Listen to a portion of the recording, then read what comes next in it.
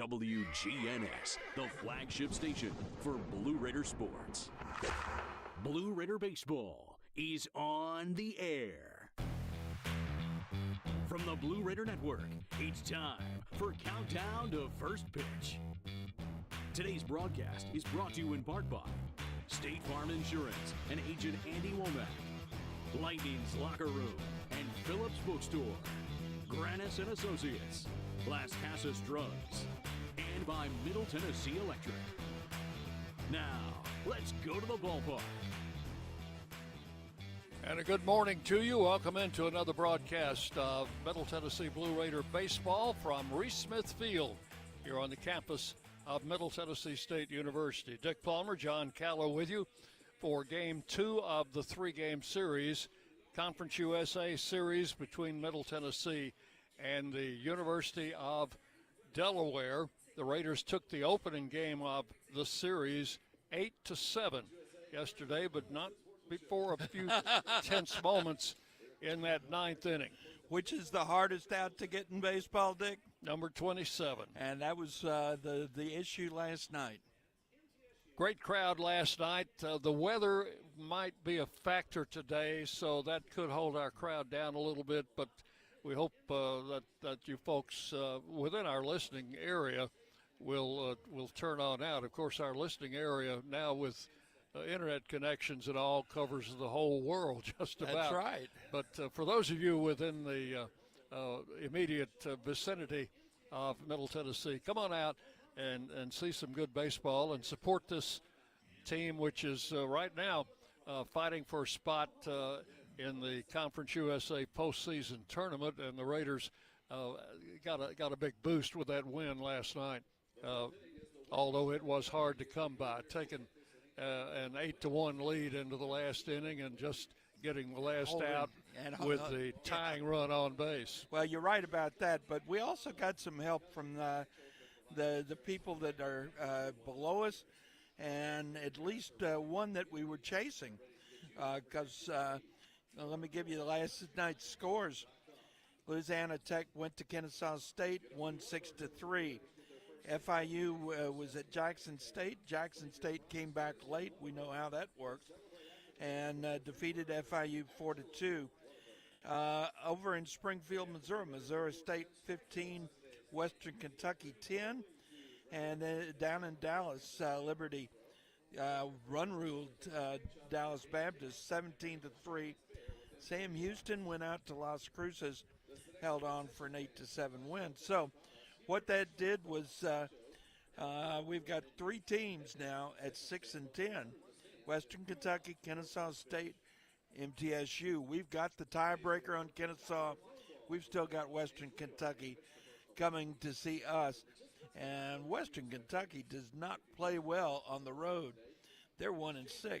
You know who the second best home team in the conference is? MTSU. We're 6-1 in the conference at home.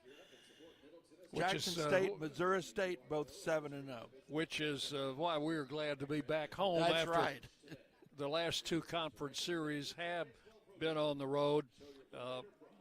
The only team besides Middle Tennessee who's failed to win a road game is the opponent today, Delaware. And, boy, they came close yesterday with that comeback in the ninth inning. So it's Middle Tennessee and Delaware, the Blue Hens from Newark, Delaware, 11-27. Their season record 1-15 in the conference, and this is their first season in Conference USA, coming over from the Colonial Athletic Association. The Blue Raiders are 19-19, 6-10 in the conference, and as John said, an excellent 6-1 at home in conference play. We're going to take a 2-minute break, and when we come back, we'll pass along the starting lineups for today's game and also have a player interview for you. That's coming up next as you listen to Middle Tennessee Baseball from Van Wagner. Will Fraley, attorney at law, has experience you can count on. Former Blue Raider baseball player and MTSU alum Will Fraley serves Murfreesboro and the surrounding communities. Put a strong and experienced legal fighter on your case. Give Will Fraley a call and he can handle all of your legal matters, including criminal and domestic or family law. Visit willfraleylaw.com or call 615-410-7290. When the arena lights dim for a concert, or when the crowd becomes one at a big game, you can almost feel like you're the biggest fan. But who's your biggest fan? It's the person that will get you home safely after a night of drinking. It's the person who looks out for your life to make sure you leave the stadium with someone sober. This could be a designated driver or someone who offers to get you a ride share. Because in Tennessee, fans don't let fans drive drunk. Brought to you by the Tennessee Highway Safety Office, a division of the Tennessee Department of Safety and Homeland Security. Hey folks, it's Chip Walters from Exit Realty Bob Lamb & Associates, helping Middle Tennessee make smart moves in a fast-moving market. Whether you're buying, selling, or just exploring your options, you deserve someone who knows this community and treats your goals like their own. From first-timers to long-time homeowners, I'm here to guide you with clarity, confidence, and a steady hand. When you're ready to make the next move, start with someone you trust. Visit choosechip.net and let's make your 2026 move the right move. Las Casas Drugs is a proud sponsor of Blue Raider Athletics, located at 4702 Las Casas Pike, just minutes from Murfreesboro.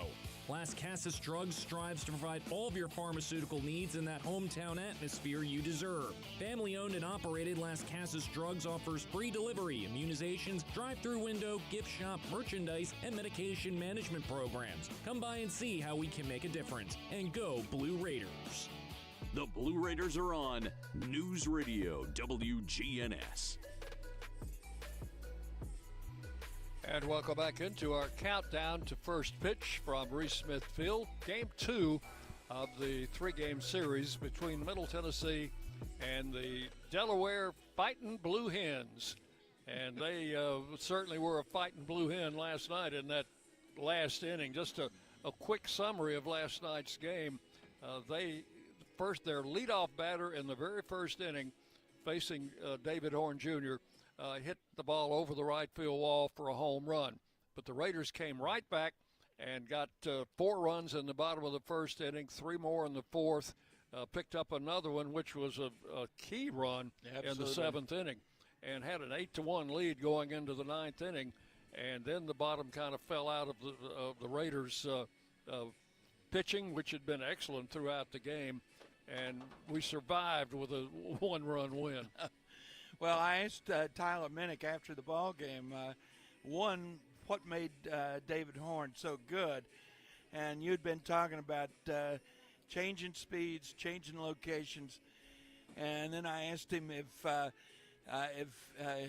he realized when he hit it whether that home run that he hit in the 7th was going to be the game winner. He said, I thought it was a garbage home run. It turns into the winner.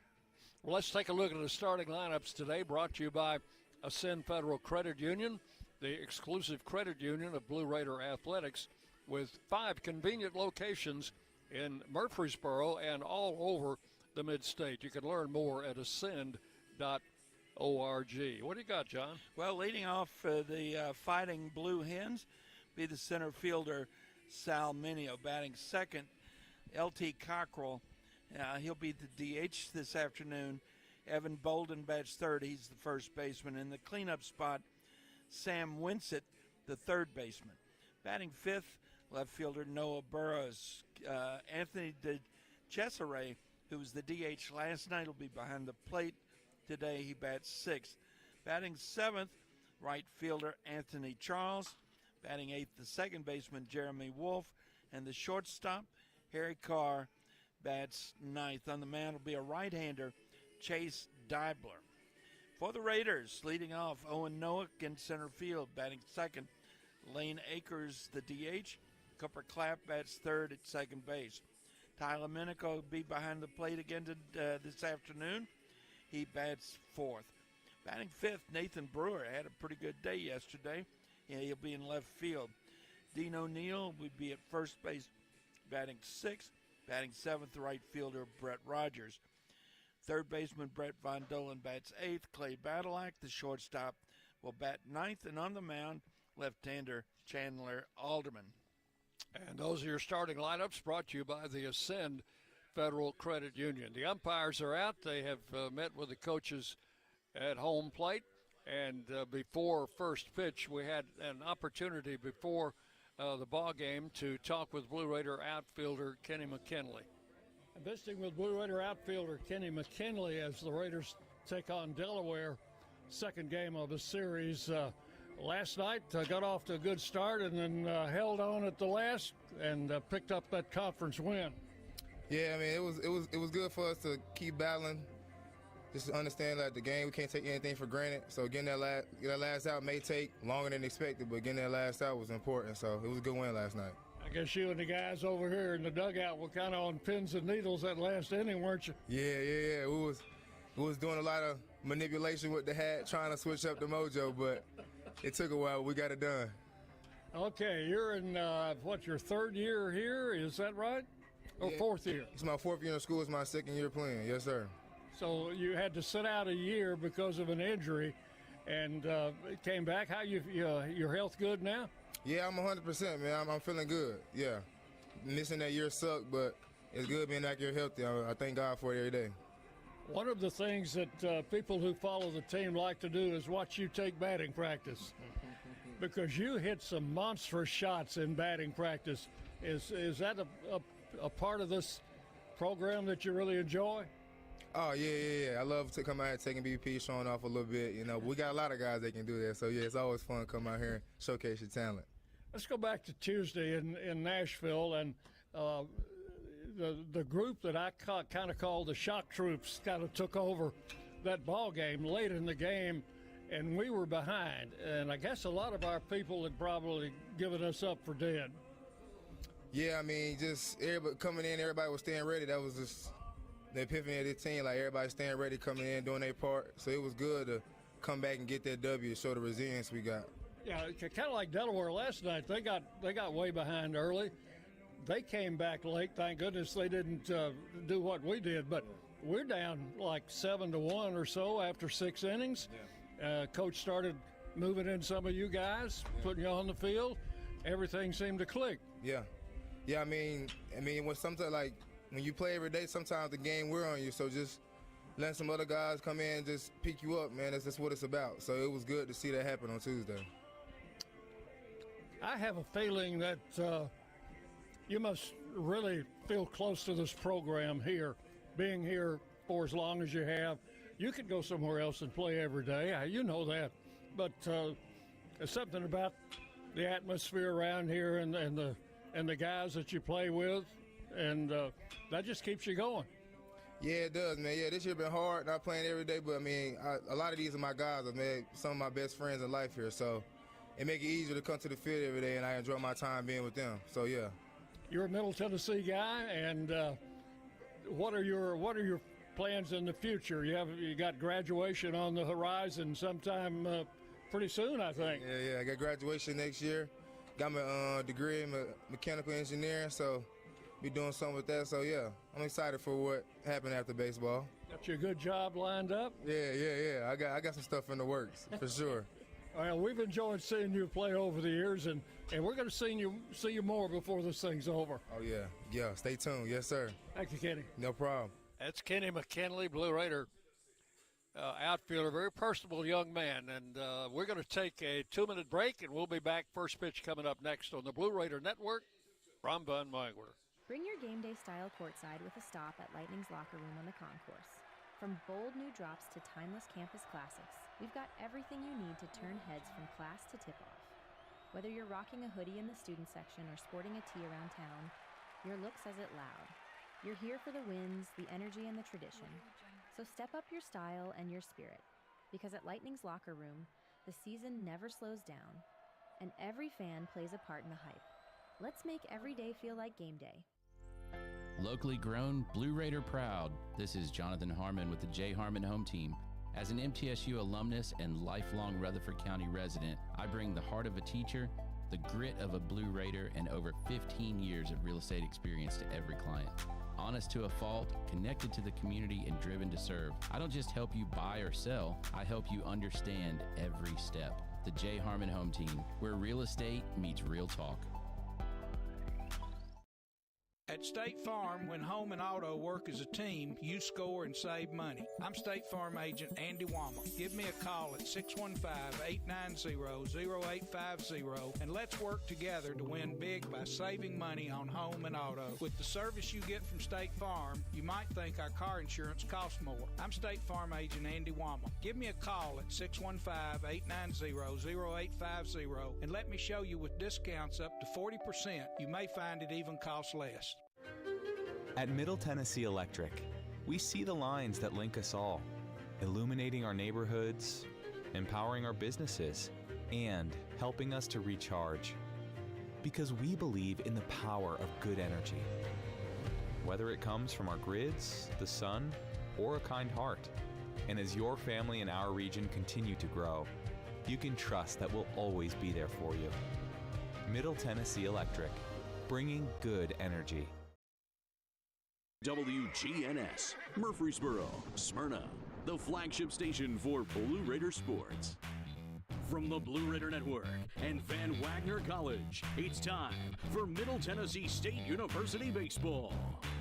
Today's game is brought to you in part by Exit Realty, Bob Lamb and Associates, and agents Brad Hopkins, Richard Lewis, Jonathan Harmon, and Chip Walters. The Tennessee Highway Safety Office, and by Middle Tennessee State University. Ladies and gentlemen, it's time for Blue Raider baseball. And welcome back to Reese Smith Field. Dick Palmer, John Callow with you as we've just had the first pitch thrown out, and a great first pitch it was too. I understand the young man's name is Arlo, and this is his birthday today. And we got a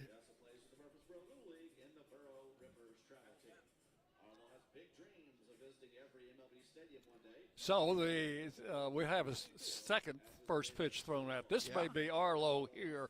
All the right. other pitch, that was Trenton Perry from Country Financial. He is the game sponsor today. And Arlo threw sign him up. Nice high fastball.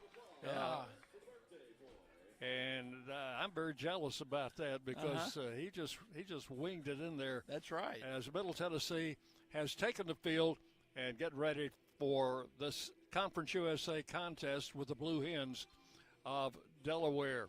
On the mound for the Raiders will be Chandler Alderman. We'll check his numbers in a moment. He'll have Tyler Minnick behind the plate, Brett Von Dolan at third, Clay Badalak at short, Cooper Clapp at second, and Dean O'Neill at first base. Nathan Brewer in left field, Owen Nowak in center field, and Brett Rogers in right field. And Chandler Alderman, the big left-hander, will be making his 10th start of the year. That's right. 10th start. He has thrown, 40 and 2/3 innings, given up 28 runs, 19 of them earned on 49 hits, 13 walks, 25 strikeouts. He's got a 4.20 ERA, a 1-2 record. So he'll be trying to even that season record up today. And Alderman has pitched well. He's normally been the starter in the first game of a weekend series. Coach Myers made the switch this weekend, moving David Horn Jr. up to start the first game, and it proved out to be a pretty good move. So Alderman going here in the second game. His last start came on the road at Louisiana Tech, and that was in the Friday night game in Ruston. He went 5 innings plus, gave up 5 runs, 4 earned, and 8 hits in that game, and pitched really well, John. Through 4 innings, he'd given up no runs and 4 hits. Yeah. But again, 5th inning problems popped up, and there was a home run in that inning, and the Raiders had to make a change. Well, one of the things that we've noticed about Chandler Alderman all season, he can pitch very well, but he gets limited because he throws too many pitches. gets deep into counts, gets deep into his total pitch count, and that's haunted him. What do you got on the weather? Right now, we've got 75 degrees, overcast, and the wind out of the west-northwest at 12. And there is a chance of precipitation, as most everybody realizes. That's why the game was pushed up from 3 o'clock to 12 noon to try to avoid that precip. Here's Sal Mineo, the leadoff batter, and I hope he doesn't do what he did yesterday, hit the ball over the fence as the leadoff batter in the game, a left-handed hitter. And Alderman's first pitch is low for ball one. We're underway. At 12:05. Right on schedule. Home plate umpire today is Jose Polanco. He was at first base last night. Alderman's pitch to Mineo is inside, and it is ball 2-0. Dylan Bradley, first base umpire, and Tommy Saparulo, who had the plate last night, is the third base ump today. 2 balls and no strikes to Mineo. Alderman delivers a swing and a miss. Count will go to 2-1. Up that one right in there at 90 miles an hour. Good fastball. Alderman has good speed, not overpowering speed, but good enough. And another fastball is fouled back to the screen, and the count will go to 2-2. Mineo, Cockrell, and Bolden in the first inning. And one thing we've found out about this team from Delaware, John, is they can hit the baseball. They definitely can hit the baseball. 2 balls and 2 strikes. Got some pop. Alderman with a 2-2 pitch. Swung on and fouled at the plate. The count holds 2-2. They actually out-hit the Raiders last night, 12-11. But the Raiders survived a 9th inning rally to win 8-7. In the first game of the series, and the first ever meeting between these two in baseball. Alderman with a 2-2 pitch on the way, and it's hit up the middle, and that's taken by Badalak, throws late to first. Did not think anyone had a chance to get to that. Badalak behind the bag at second, slid on the outfield grass, made a desperation throw to first, which was off the mark, and even if it had been on the mark, it would not have been in time. Yeah, he probably should have just put that one in his pocket. So that's going to go down as a base hit. I guess they'll call it an infield hit. Oh, yeah. For Mineo. He's at first with no outs, and the batter is L.T. Cockrell, right-handed hitter, as he takes the pitch high and outside for ball one. Cockrell was the starting catcher for the Blue Hens in last night's game. He's doing the DHing today. 1 ball, no strikes, the count. Mineo is a threat to run. He's at first. Alderman looks at him and then delivers a high fastball for ball 2. 2-0.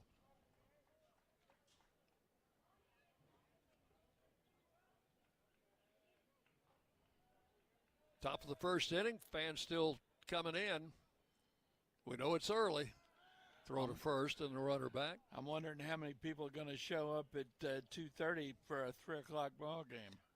Well, the decision was made fairly early to do this. Yeah. I think the word probably got out sufficiently. I hope so. 2-0 the count. Cockrell takes a strike at the letters, and the count is 2-1.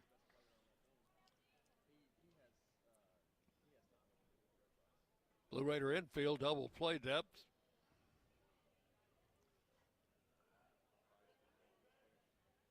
Alderman into the stretch, and the pitch is high, ball 3.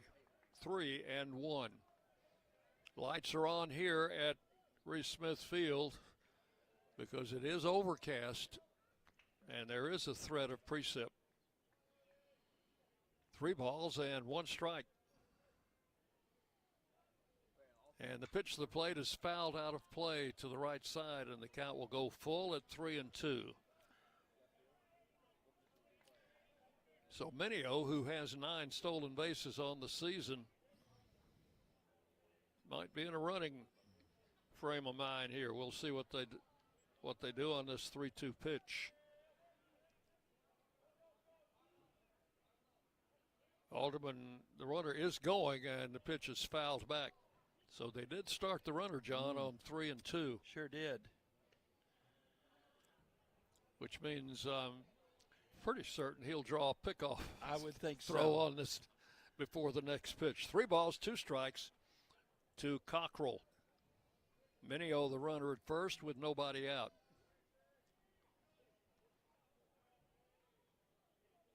Alderman comes set, and there's the throw to first. I think Minio and most everybody was expecting that. So they started him on a 3-2 pitch a moment ago. We'll see what he does here.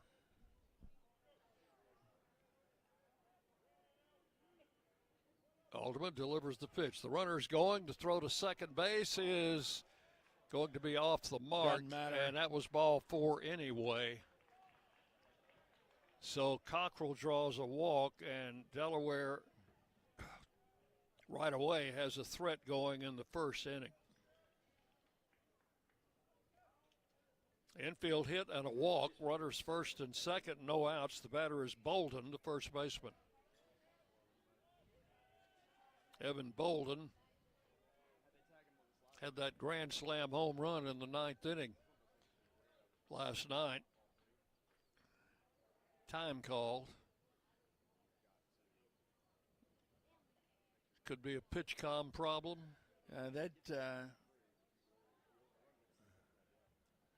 Tyler Minnick walks out to the mound. Yeah, he was looking at his wrist. Talks to his pitcher. Yeah. And they're looking out toward the outfield. I don't know what that conversation is about, but maybe they were looking at that runner on second base. Anyway, the conversation is over. Minnick's back behind the plate, and we're set for the first pitch to Bolden with first and second and no outs here in the first inning. The pitch, strike on the outside corner. Maybe Minnick was just reminding him that, hey, this is the guy that hit the grand slam last night. Against the left-hander. Let's be careful with him. Absolutely. 1 strike to count. And the lefty's pitch is lined into right field. That's a base hit. Rogers comes up with it, gets it back in. They'll hold the bases loaded. So bases loaded, no outs in the first inning. Not the way the Raiders wanted this game to start. No. Cleanup hitter is Sam Winsett, the third baseman. A right-handed batter. He had a single in 4 trips in last night's game, and that came in the first inning. So we do have a double play situation, but no outs. Alderman's pitch to Winsett misses inside, ball 1. Raiders would, on an infield ground ball, would give up a run to get the 2 outs, obviously early in the game. And the pitch to the plate is right in there for a strike, 1-1. That was a breaking ball. On the first pitch, they had Von Dolan at third base playing in front of the bag. They've moved him back now a step behind the baseline. 1 ball, 1 strike.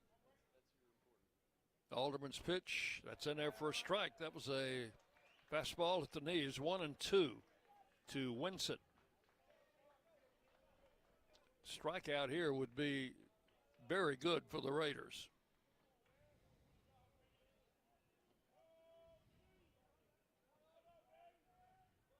Alderman winds and fires and struck him out swinging. He handcuffed him with an inside fastball at 91. And Winsett goes down swinging. And now, John, a double play could get us out of this inning. And we've got our cheering section over down the first base line. They were excited about that strikeout. Bases loaded, 1 out. Noah Burrows, the left fielder, stands in.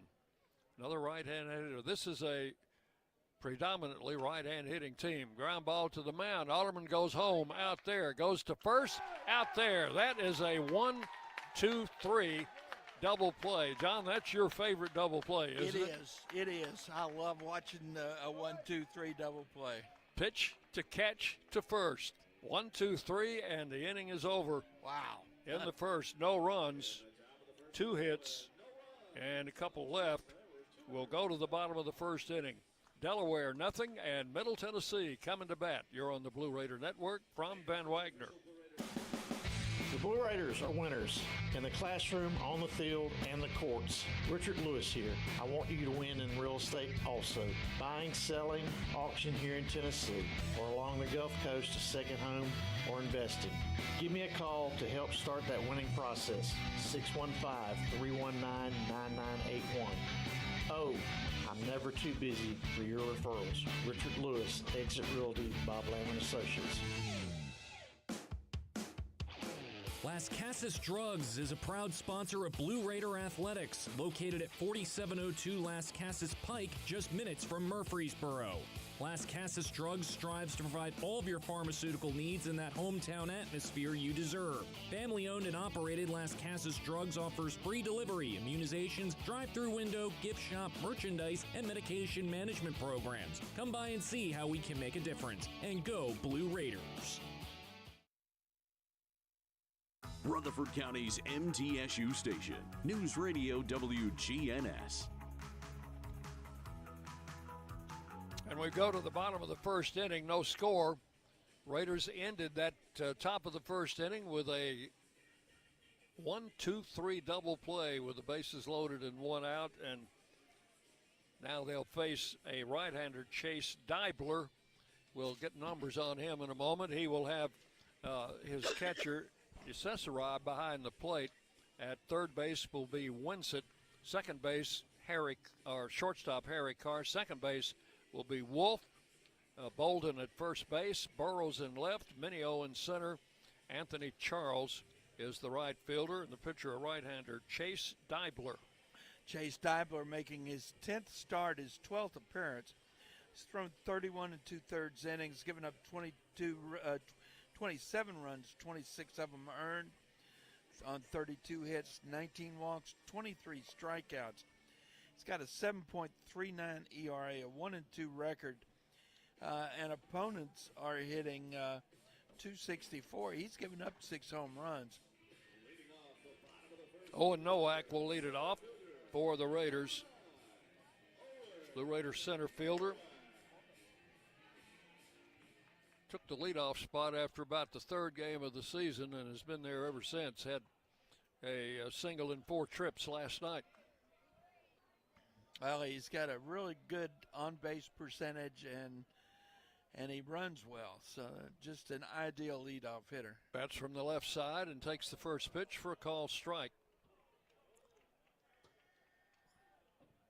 Nowak hitting .311. And does have 26 RBIs from that leadoff spot. It hits this one up the middle, and that one is taken by the shortstop exactly the same way the top of the first inning opened. Their first batter gets an infield hit that the shortstop makes a good play on, and now Nowak, exactly the same spot, exactly the same play by the shortstop, except he did not try to throw to right. first. He just put it in his pocket. He knew that he wasn't going to catch anybody. That'll go down as an infield hit for Nowak, and the batter is Lane Akers. He's in the DH spot today. Akers hitting .343 to lead the Blue Raiders in that department. Dibler with the pitch, and it's outside for ball 1. Nowak has got a .463 on-base percentage, which just went up by reaching. Means he gets on base a lot. Dibler with the pitch, bunted. Good bunt. Third baseman will barehanded throw to first in time, and that will be a sacrifice as Nowak goes into second. Breakers must have spent a little time in between games working on their bunting, because yesterday we got a perfect sacrifice bunt in the first inning by Clapp, and today Akers the same thing. So that's one out. Nowak at second. Cooper Clapp, the batter. Clapp's been swinging the bat well. Belmont had 3 doubles in that game Tuesday night. Takes this pitch low for ball 1. Yesterday, Cooper had 2 singles along with that sacrifice bunt and a fly out. So he's been swinging it well. Bats from the left side. Nowak, the runner at second. And the pitch to the plate is low for ball 2, 2-0. You know, we're not the only game on campus that got started here at noon. The ladies over playing softball, and they're playing New Mexico State. They're tied 1-1 in the bottom of the first. So they moved their game up. It had been scheduled for 1 o'clock. The pitch to the plate, swung on, ground ball, foul over by the Blue Raider dugout down the first base side. 2 balls, 1 strike. 330 feet down each line here at Reese Smith Field. 395 to dead center, 365 to the power alleys in left and right center. Big scoreboard out in right center, just behind the 365 sign. 2 balls and 1 strike. Pickoff play to second. Nowak's back in there.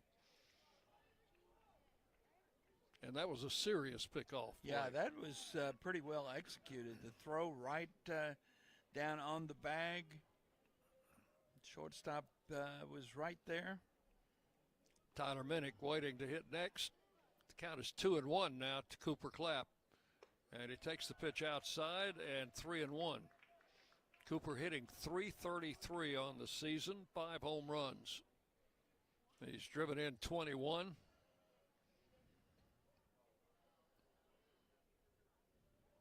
And you've got a runner with good speed at second base in Owen Nowak. Pitch to the plate. Clapp drills it into right field, a base hit. Let's see if they send Nowak. He is on his, he tripped. He's got to go back to third. He would have scored. He's rounded third, and right when he hit the turf, John, is where he tripped. Yeah. It's turf down the third baseline to about 10 feet from the bay. That's right. And he hit that turf, and he slipped and fell. The wheels just came out from under him. Regardless, the Raiders will have runners at first and third with 1 out on Cooper Clapp's base hit. Second hit of the inning. And the batter will be Tyler Minnick. Well, the turf is good, and the turf sometimes is not good. And I think it really caused that slip. Yeah, I think you're right. Well, the whole texture is different when you go from the dirt. That ball's hit in the right center. That's a base hit, and no doubt that Nowak will score here. The throw comes into second, gets away, and the pitcher luckily was, for Delaware, was where he was supposed to be, backing up, and keeps that ball from going into their dugout. But Cooper Clapp goes all the way first to third on that single to right center. So still first and third, 1 out. The Raiders leading 1-0, and that's their third hit in the inning off Deibler, the pitcher. And here is Nathan Brewer. And the only out he has recorded has been on that out that we gave up on the sacrifice. Right. First and third, 1 out. But having that runner in scoring position changed the whole feel of the inning. Pitch is a strike to Brewer. Nathan had a home run and 2 doubles in last night's game. Moved up to 5th in the batting order. Takes the pitch low and outside. And the count is 1-1. So Nowak with a leadoff single. In to score. Cooper Clapp with a base hit at third. Minnick with a single to right is at first. And a ball skied foul off to the left. That'll be out of play. 1 ball, 2 strikes.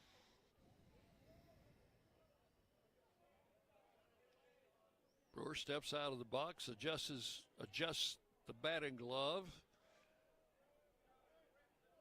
Steps back in with a 1-2 count. And Deibler's pitch is swung on and missed, strike 3. Brewer down on strikes for out number 2. The batter will be Dean O'Neill. Dean playing first base again today. Was 0 for 4 last night. He was robbed on a good diving catch by their center fielder, Minio. So looking for his first hit in the series. Hasn't had a home run since Tuesday, Dick. The pitch to the plate. Drilled. That's a base hit. Yeah. Rolling down the left field line into the corner.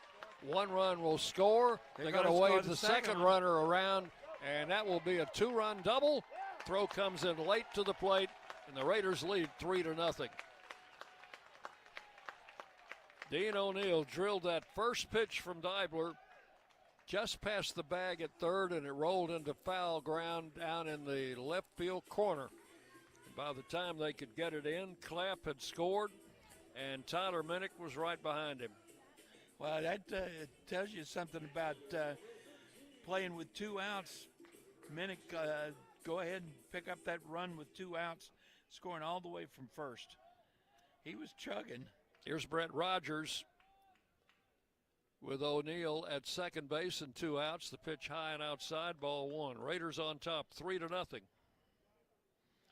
Boy, that 1-2-3 double play is looking huge now, isn't it? That double by O'Neill, the 4th hit in the inning. And a ground ball to the right side. Second baseman Wolf up with it over to first, and that'll be out number 3 for the Raiders. But they send 7 men to the plate, and 3 of them come in to score. 3 runs on 4 hits, and 1 man left on base. And for the second straight game, the Raiders jump out in front early in the first inning. Middle Tennessee 3, Delaware nothing. You're listening to Blue Raider Baseball from Ben Wagner. Bring your game day style courtside with a stop at Lightning's locker room on the concourse. From bold new drops to timeless campus classics, we've got everything you need to turn heads from class to tip-off. Whether you're rocking a hoodie in the student section or sporting a tee around town, your look says it loud. You're here for the wins, the energy, and the tradition. So step up your style and your spirit, because at Lightning's locker room, the season never slows down, and every fan plays a part in the hype. Let's make every day feel like game day. Hey Blue Raider fans, this is Brad Hopkins with Exit Realty Bob Lamb & Associates. Winning in real estate is a lot like football. Good coaching and recruiting a great team are the keys. I put together a team of lenders, inspectors, and home professionals to help you succeed. Let me coach you through this process and make sure you come out a winner. Whether you're looking to buy, sell, or invest, I am here to help you win. Visit BradHopkinsHomes.com or call 615-556-9239 to find out more. The Blue Raiders play here. News Radio WGNS. We go to the top of the second inning. Raiders leading by a score of 3-0, and Chandler Alderman, who had a rough start in the first inning, but a bases loaded double play, strikeout, then a double play, got him out of the inning with no damage, and now he's should be breathing a little easier with a 3-run lead. It's always easier to pitch with a lead, isn't it, Dick? This is Anthony DeCesare.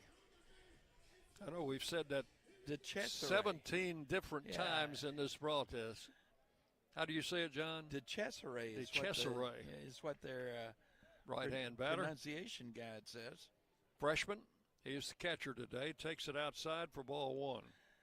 And if we've got any fans listening in for Delaware, we apologize if we're getting any of these names right.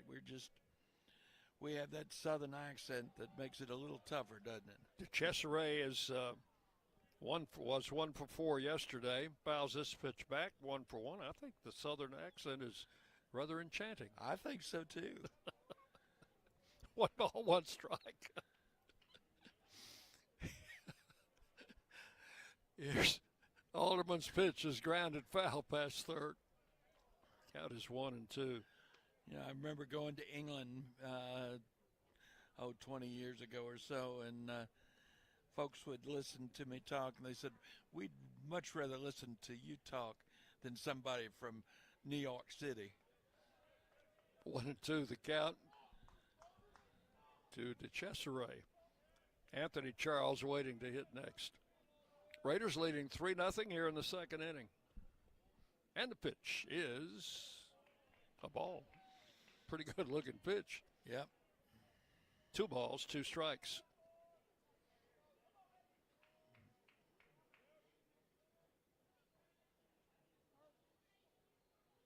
Alderman's 2-2 pitch is hit over Van Dolen into left field for a base hit.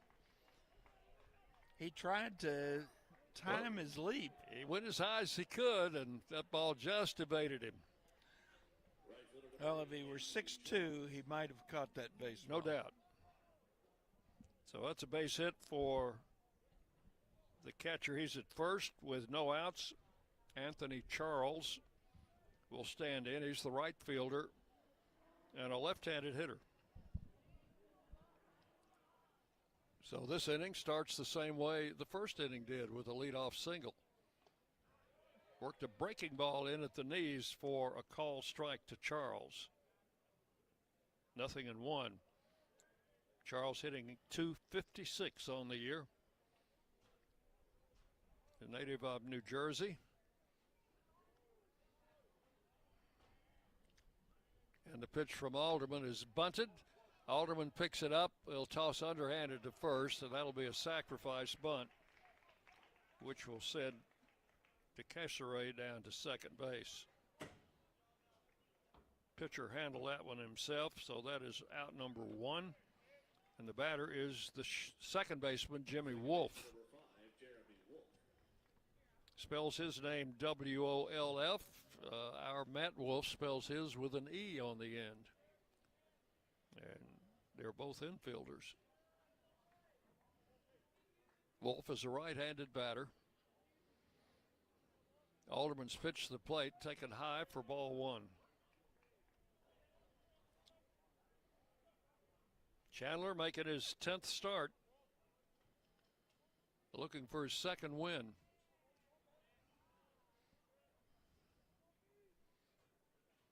One ball, no strikes to Charles. There's a ground ball hit to third by Dolan. Looks at second to keep the runner there and then throws him out at first. That is out number 2 here in the second inning. He was able to spend extra time looking that runner back because he has got an absolute cannon of an arm. Number 9 hitter is Harry Carr, the shortstop. I'd like to put a radar on that throw that Von Dolan makes from third base to first when he's really pumping it up. A left-handed batter. Carr stands in with 2 outs and a runner at second. And Alderman's pitch is a little bit low and outside for ball 1. Carr had scored a run in the 9th inning. He was 0 for 4 with 2 strikeouts.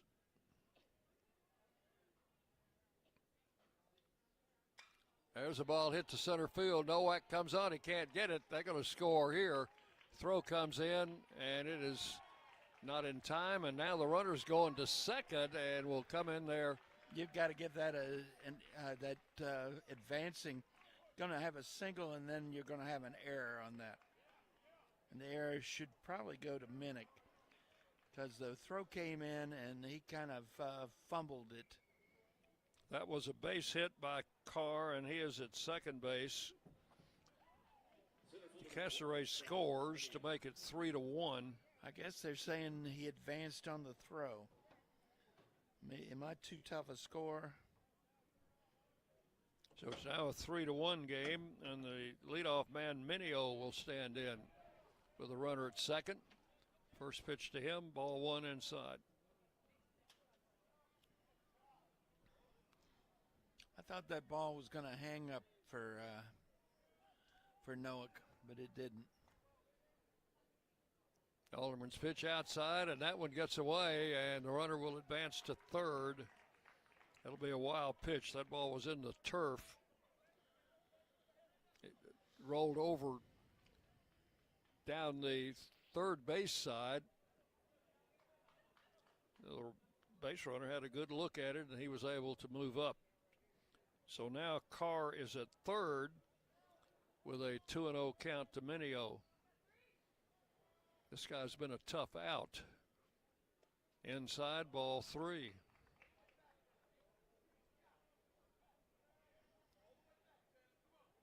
Mineo had an infield hit in the first inning.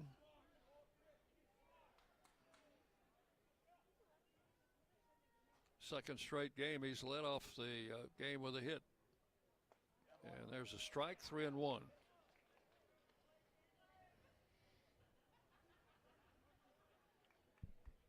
So the Blue Hens have come back to make it a 3-1 game. Alderman's pitch on the way. That's a breaking ball, low for ball 4. So runners will be at first and third. And Alderman's having to throw a lot of pitches early in the game, John, and that's been one of the things that's really affected his pitching this year. And now Coach Myers is going to come out for a conversation with his left-hander. The Conference USA Women's Championships underway today out at the Adams Tennis Complex. Liberty and Delaware. Last time I checked, Liberty had won the doubles point, and all of the singles matches were going on. So Liberty with, I guess you could say, a 1-0 lead as that championship game is being played out at Adams. And the Blue Raiders men's team will play in the semifinals out there at 1 o'clock this afternoon. That's just 20 minutes away or so. They'll start, and they will play Delaware. And then the other semifinal will be Jacksonville State and Liberty. And the championship game for the men will be tomorrow. You were talking at the Indoor Center, I think. You were talking about Channel Alderman's pitches up to 38. And there's number 39, and it's a swing and a miss by Cockrell for strike 1. Cockrell, the DH today, drew a walk in the first inning. Runners at first and third, 2 outs. Raiders leading 3-1. Runner on first goes. Fake a throw. They throw back to third. They've got him in a rundown. Von Dolan to Minnick, and Minnick will put the tag on him. Oh, that's one of the oldest ploys in the book. The fake throw to second, and they caught the runner Carr about 20 feet off third base. Minnick threw down to third. Von Dolan returned it to Minnick, and Minnick put the tag on him for the third out. So that's going to be all in the second inning. That means Cockrell will lead off the third for Delaware. So in the inning, 1 run on 2 hits and a man left. And we'll go to the bottom of the second inning. Middle Tennessee 3 and Delaware 1. You're listening to Blue Raider Baseball from Van Wagner. Nothing is more expensive than a missed opportunity that could have changed your life. Maybe you're just graduating high school, or are working and need to earn a degree to advance your career. Or you aspire to be a leader, and a graduate degree can make that happen. Whether you're just starting out or retooling for the future, Middle Tennessee State University can help you get there. MTSU, the University of Opportunities. Will Fraley, attorney at law, has experience you can count on. Former Blue Raider baseball player and MTSU alum Will Fraley serves Murfreesboro and the surrounding communities. Put a strong and experienced legal fighter on your case. Give Will Fraley a call and he can handle all of your legal matters, including criminal and domestic or family law. Visit willfraleylaw.com or call 615-410-7290. WGNS, the flagship station for Blue Raider sports.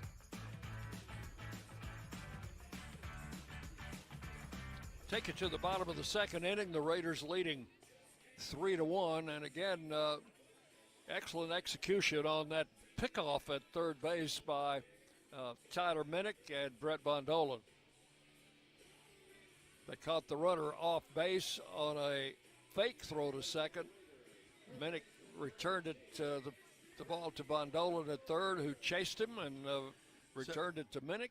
That was a 2-5-2 putout. Yeah, so the pickoff converts to a caught stealing since the runner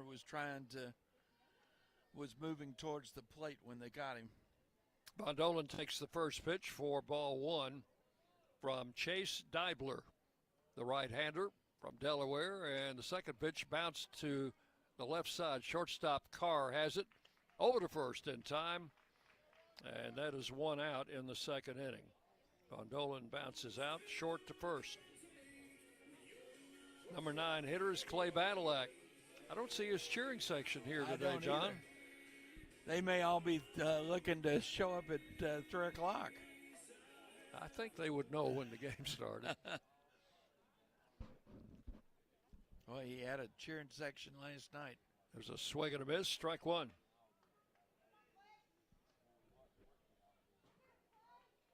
Bondolan hitting about 100 points below his average in his senior season last year. Of course, he's a grad. You're talking about Badalak. Badalak, you said Bondolan. Badalak count as 1-1.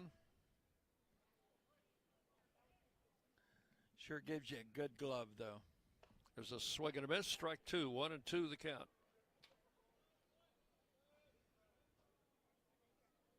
Clay was granted an extra year of eligibility, and the precedent was the Pavia decision. Yep.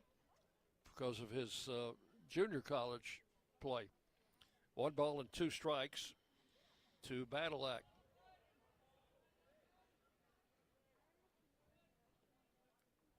Pitch is fouled out of play. Clay is working on his master's degree now. He said, well, I would have been back in school anyway, and just be able to play another year of baseball is a bonus. 1-2 the count. And Deibler's pitch way outside for ball 2. And that's not where De Cesare was set up. He was set up for an inside pitch. 2 balls and 2 strikes. Owen Nowak would be the next hitter for the Raiders. We're in the bottom of the second inning. Outside ball 3. Count goes full to Badalak, 3-2. Missed his target yet again. They were set up down and in.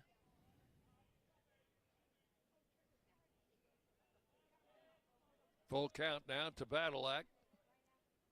And the pitch to the plate is lined into center field, and that's a diving catch by the center fielder. Wow. He has done that to us, 2 or 3 times. That's now. Minio out there, yeah. And he's pretty quick out there, isn't he? They are really strong defensively up the middle. That should have been a base hit. Yeah. Badalak robbed of a hit, so 2 outs. Owen Nowak, who led off the game, led off the first inning for the Raiders with a single, came around to score. Raiders leading here 3-1. Nowak takes the pitch, and that is a call strike. 0-1.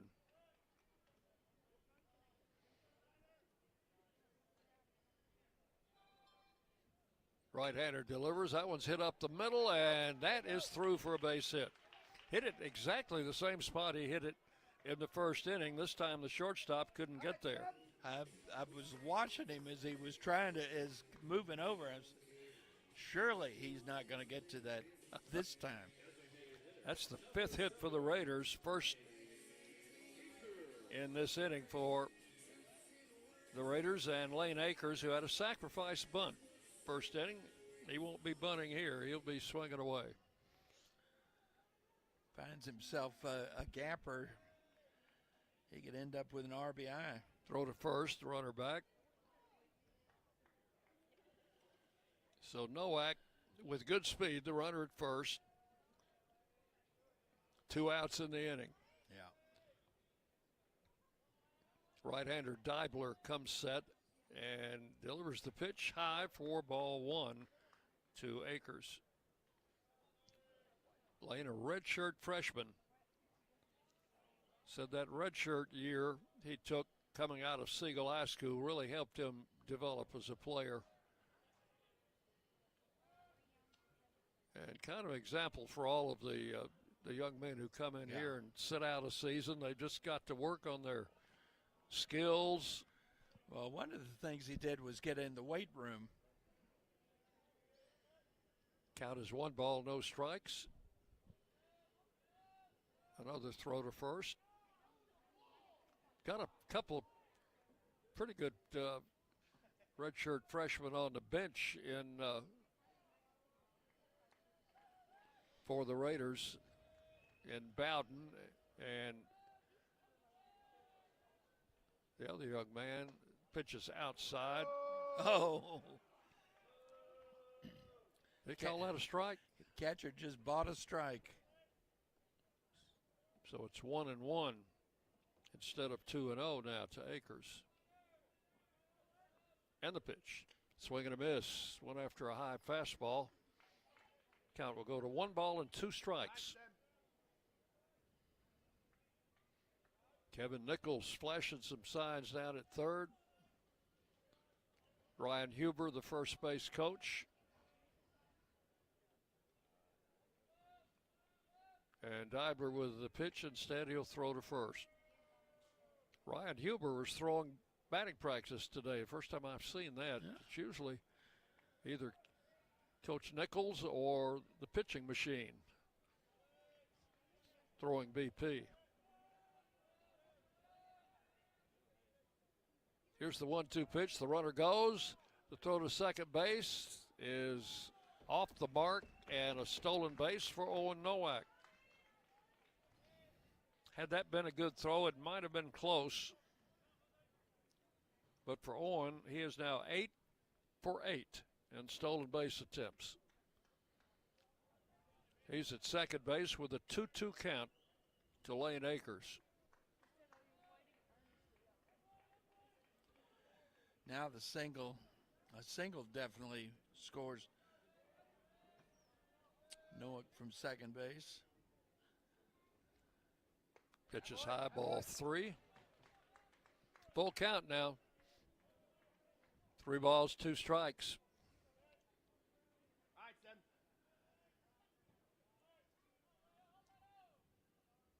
Deibler looks at his wrist before every pitch. I guess they've got the pitches for him there on a wristband instead of the pitch comm.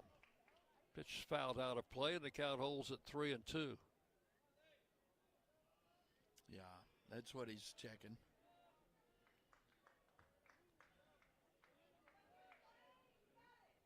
A 3-2 count. And the pitch is swung on and fouled. That would have been ball 4, but Akers not taking any chances. Yeah, way too close to take. Count holds at 3-2. In the Braves game the other night, John, I was noticing the Marlins call their pitches from the bench, and they just use the pitching coach will just use fingers. And apparently the catcher and the pitcher know exactly what 3-5 means or 2-1. Yeah. So it's very obvious the numbers they're calling, but what the other team doesn't know is what those numbers mean.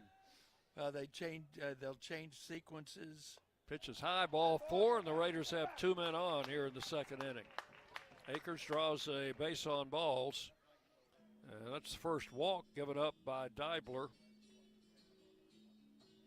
The batter will be Cooper Clapp. Had a base hit to right field in the first inning. It's a dying art, catchers calling their own ball games, isn't it? It is.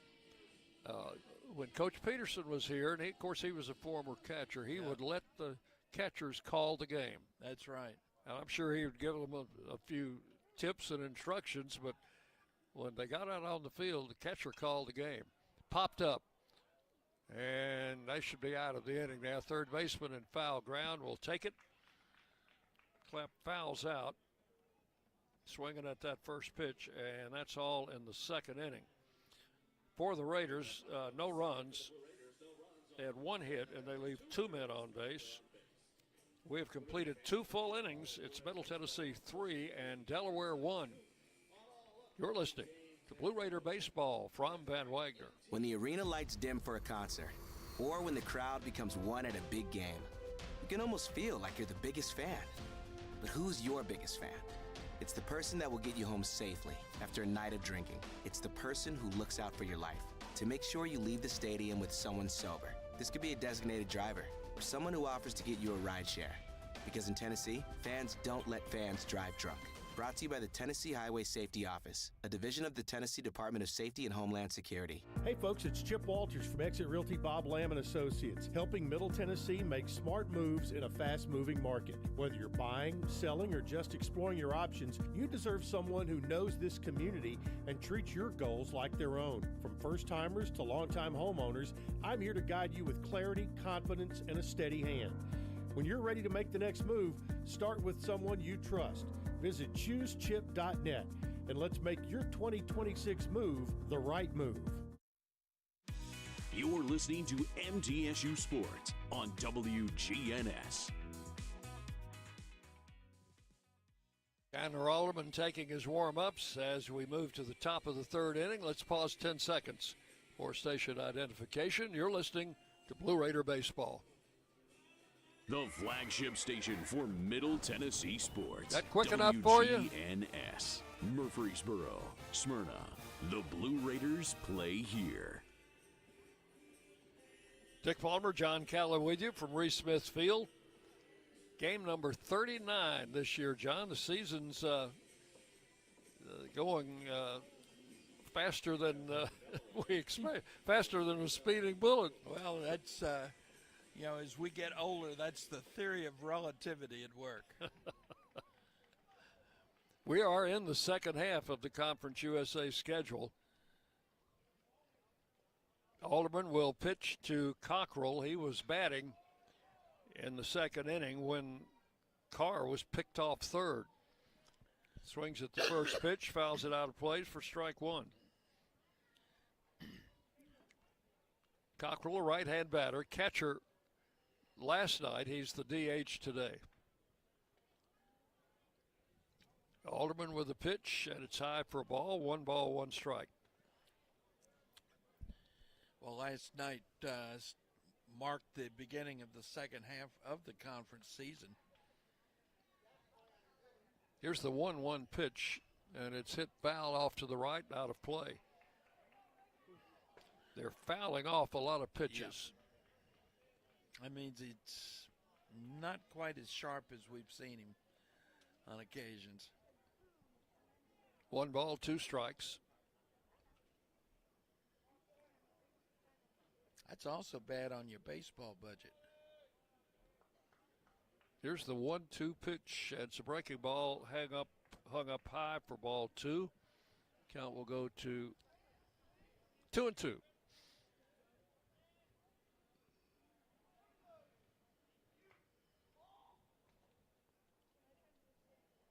Alderman with a 2-2 pitch, and it's hit in the air to center field. Nowak retreating a few steps, camps under it, and takes it for out number 1.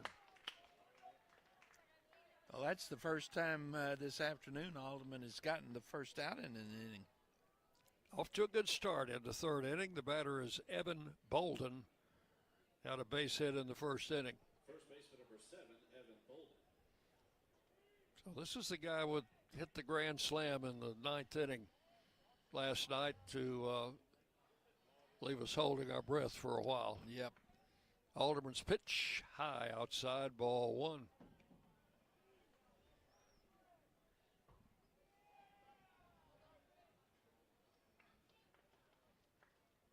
And the pitch missed outside for ball 2. The count will go to 2-0 on Bolden. He is a Delaware native from Middletown and a transfer from Delaware State, which I assume is a big rival. There's a ground ball to short, 1 big hop. Badalak throws across in time, and that is out number 2. 2 down in the third inning. Sam Winsett will stand in.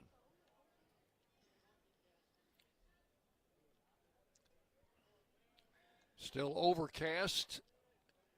I think it's going to stay overcast the rest of the day. Yeah. As long as the rain stays away.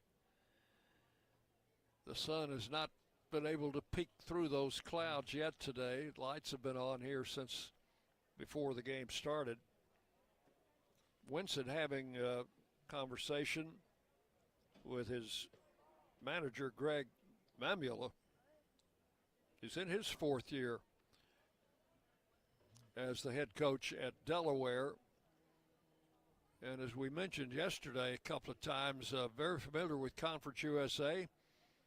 He was an assistant coach at Florida Atlantic for about 5 years, I think.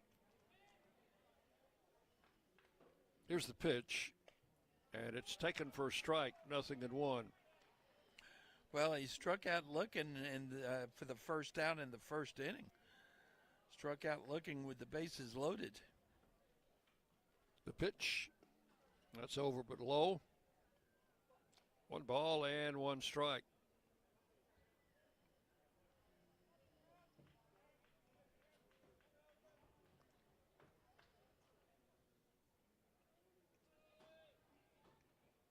Alderman with the 1-1 pitch, and it is low and outside, ball 2.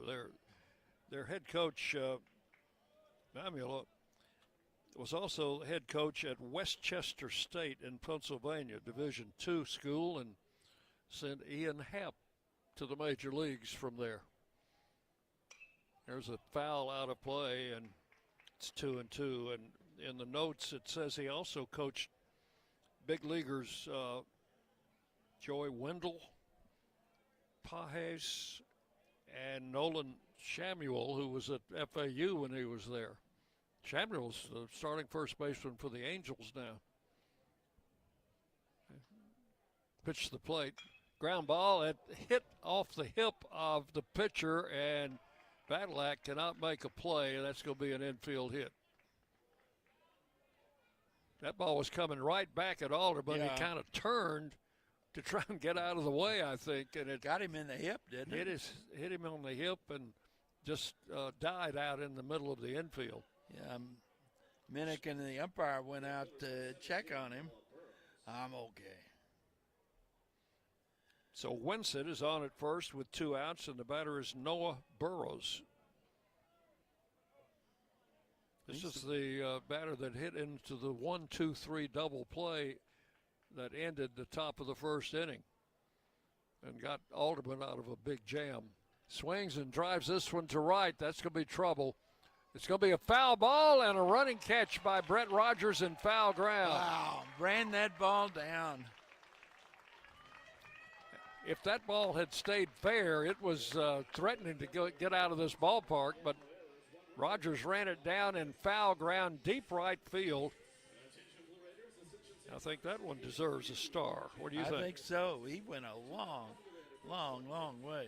So that is all. No runs, 1 hit, and 1 left. And we will go to the bottom half of the 3rd inning. Middle Tennessee 3 and Delaware 1. You're listening to Blue Raider Baseball from Van Wagner. Las Casas Drugs is a proud sponsor of Blue Raider Athletics, located at 4702 Las Casas Pike, just minutes from Murfreesboro. Las Casas Drugs strives to provide all of your pharmaceutical needs in that hometown atmosphere you deserve. Family-owned and operated, Las Casas Drugs offers free delivery, immunizations, drive-through window, gift shop, merchandise, and medication management programs. Come by and see how we can make a difference. And go Blue Raiders. Bring your game day style courtside with a stop at Lightning's locker room on the concourse. From bold new drops to timeless campus classics, we've got everything you need to turn heads from class to tip-off. Whether you're rocking a hoodie in the student section or sporting a tee around town, your look says it loud. You're here for the wins, the energy, and the tradition. So step up your style and your spirit, because at Lightning's locker room, the season never slows down, and every fan plays a part in the hype. Let's make every day feel like game day. The Blue Raiders are on News Radio WGNS. We go to the bottom of the third inning. The Delaware pitcher, Chase Dibler, started against Missouri State last Sunday and lasted into the fourth inning. He gave up 7 runs on 8 hits, had a couple of walks, a wild pitch, and a balk, and was taken out with 1 out in the fourth inning, trailing 7-1. And he eventually took the loss in that game. The final was 9-6. Got a score from across campus, Dick. Lady Raiders batting in the bottom of the third. They're on top of New Mexico State 5-2. They're trying to win that game to even up the series. Tyler Minnick will lead off for the Raiders in the third inning. Had a base hit and drove in a run in the first inning. Drove in our first run. Pitch to the plate. Minnick takes it. It must have been just a bit low for ball 1. Minnick, Brewer, and O'Neill for the Raiders here in the third inning. Raiders leading 3-1. Dibler's pitch is inside for ball 2, 2-0. And he's been getting behind hitters early.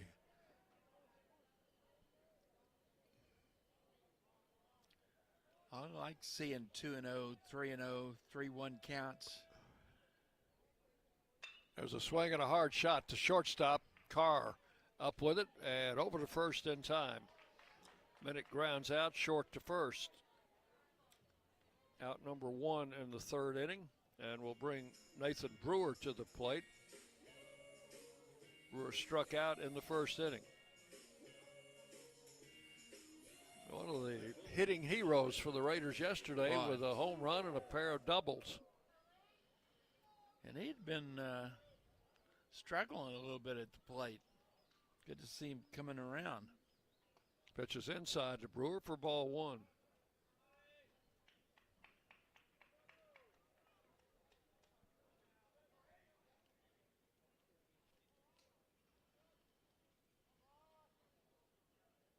Right-hander delivers, and Brewer takes it high for ball 2. 2 balls, no strikes.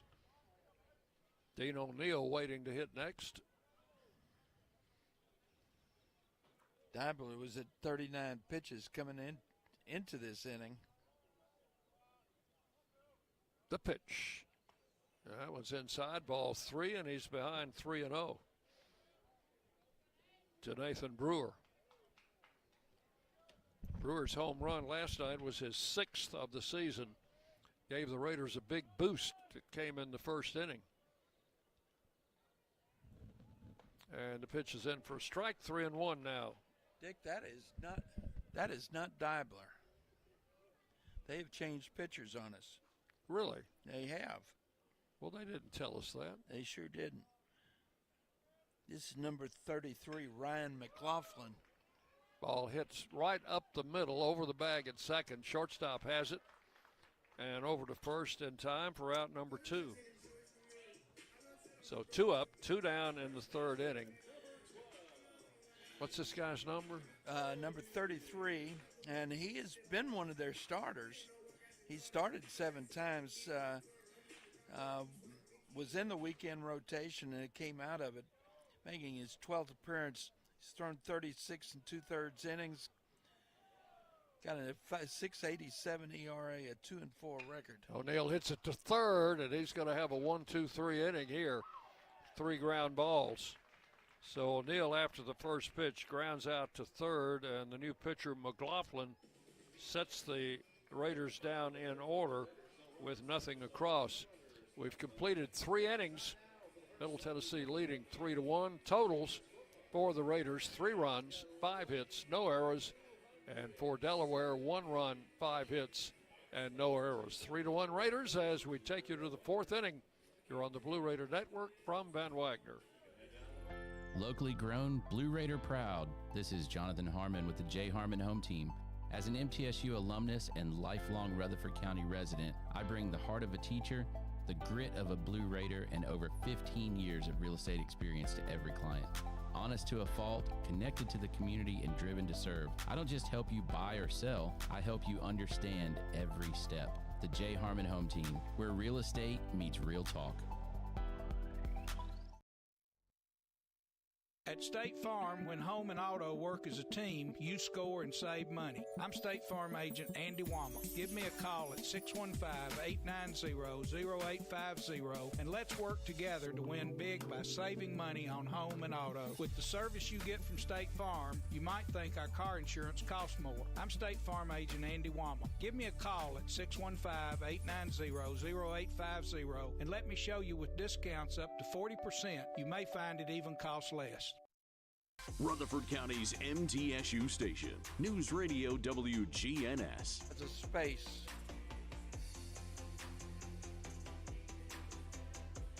We go to the fourth inning.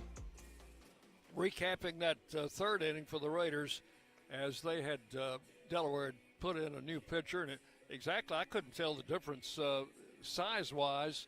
And he's a right-hander, Ryan McLaughlin. But he set the Raiders down on 3 straight ground balls. So it's 3-1 going into the fourth, and the leadoff batter will be DeCasseray. He singled and scored in the second inning. And the first pitch from Alderman goes all the way to the backstop.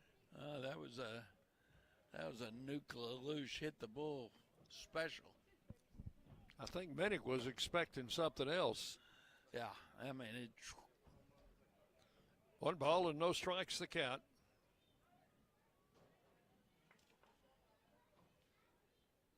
And the pitch, outside ball 2, 2-0.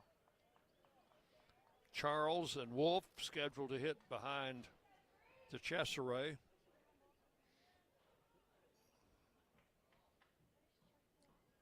Two-0 pitch. Oh, checking for ball 3. Pretty good looking pitch. Where was that? Wow. 3 balls, no strikes. Triple pitch is inside ball 4 and a 4-pitch walk to lead off the fourth inning. And those leadoff walks can usually lead to trouble. Go ahead. Runner at first with no outs for Anthony Charles. He laid down a bunt in the second inning after DeCesare got on base. Let's see if he does that again. Bondolan in on the grass expecting the same. Alderman comes set. He's not going to bunt. Takes a strike. 0-1. Alderman up to 55 pitches here in the fourth inning.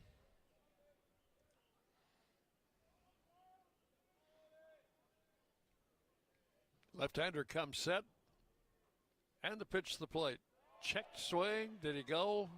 Plate umpire says, I don't need any help. That's strike 2. Whoop. They put it on the board as a ball. I thought the umpire called it a strike. I thought so too. But the third base umpire, who was out in the middle of the infield, called us. He said no swing. I thought the plate umpire did not ask for help. I didn't see him. No, and look out. And apparently, now the batter is being checked by the trainer. I don't know what. Maybe did something to his wrist while he was trying to check that swing. So anyway, the count's going to be 1-1. Charles, a left-handed batter. Delaware's wearing the dark tops. Is that navy blue or is that black? I think it's black. Gray pants. The pitch to the plate. That's a strike at the knees, 1-2. Raiders in their blue tops and white pants with the blue caps. Yeah, those are definitely black with the blue number trimmed in gold. Ready for the 1-2 pitch. And here it is. It's outside. Ball 2. 2-2 to Anthony Charles. Those numbers are not as large as the one on their jersey. No, a little more difficult to read. A little bit like our numbers when we wear the black That's right. shirts. The pitch. That's a strike called at the knees, and that's the third one. Charles called out on strikes for out number 1. And for Chandler Alderman, that is strikeout number 2.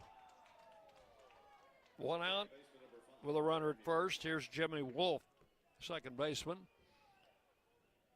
Was thrown out by Von Dolan in the second inning. Stands in from the right side. Alderman's pitched to the plate, swung on, hit high in the air in the left field. Brewer coming in. Still coming under it and takes it for out number 2. Wolf swinging at the first pitch. Flies out to Nathan Brewer in left field, and that's 2 outs. Runner remains at first. That leadoff walk. And the number 9 hitter is Harry Carr. Singled in the second inning. Carr stands in from the left side. He's a native of Philadelphia.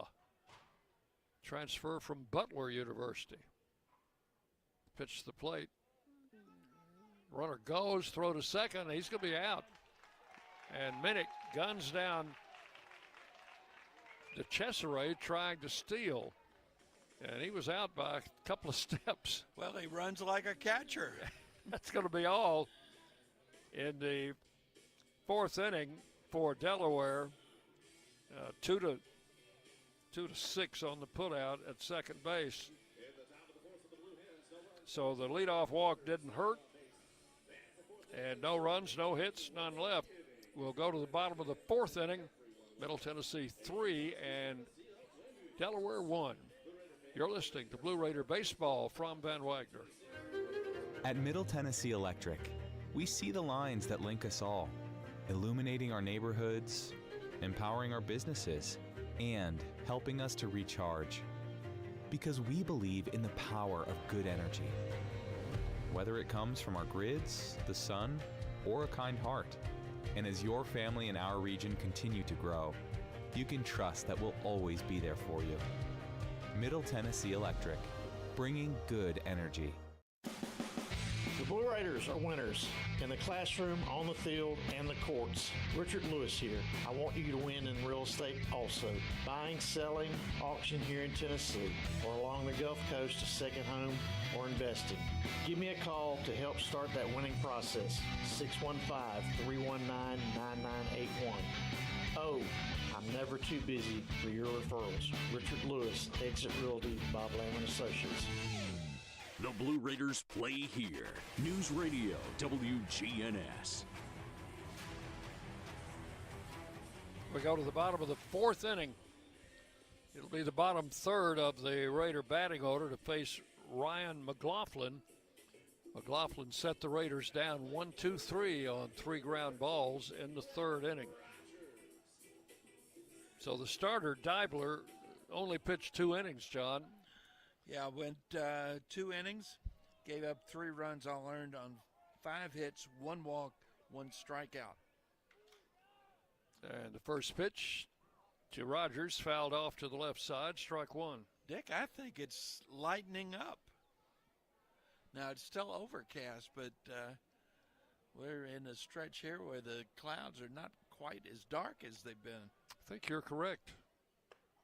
Ball 1 is outside to Rogers. We hope that's the case. 1-1. The count to the Raider leadoff man here in the fourth, and a swing and a foul back. The count will go to 1-2 on Brett Rogers. Brett hitting .324 coming in. Drove in a run in yesterday's game.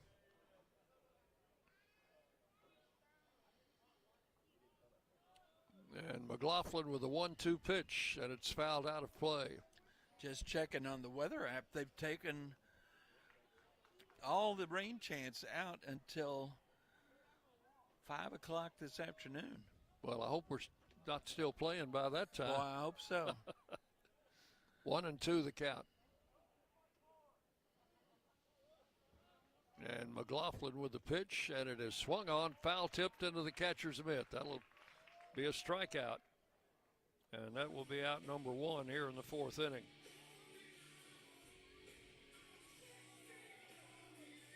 Batter is Brett Von Dolan. Brett grounded to short in the 2nd inning, 0 for 1.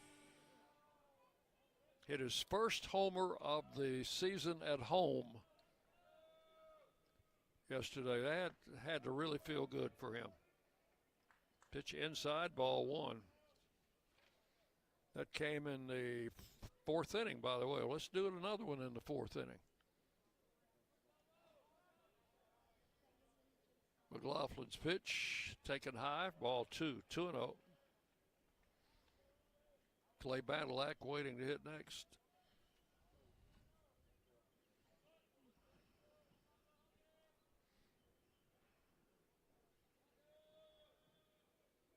McLaughlin with the pitch, and it swung on and foul tipped. That'll roll over by the Blue Hens on deck circle.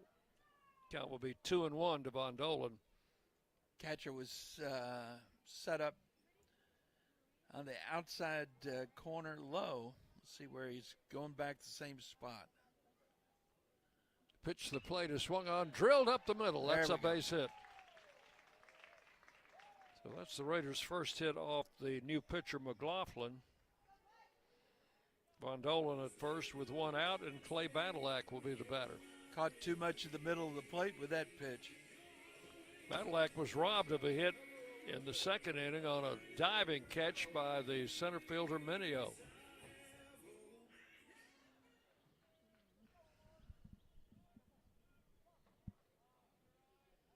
One out, runner at first. And the pitch to the plate, outside for a ball to Clay Badalak. Dick, does it look to you like that that right fielder is playing deep? He is playing deep. And not much of a south wind today either. No. Runner goes, ball hit in the air to left field. Von Dolan's going to have to retreat back to first. And the left fielder almost misjudged it. He had to go back 3-4 steps right before he caught that ball. Ended up catching it over his shoulder. So there may be a little more wind out there than we think. That's out number 2. Von Dolan safely back to first, and the batter is Owen Nowak. He's working on a 2-for-2 day. Single in the first, single in the second. Also stole a base.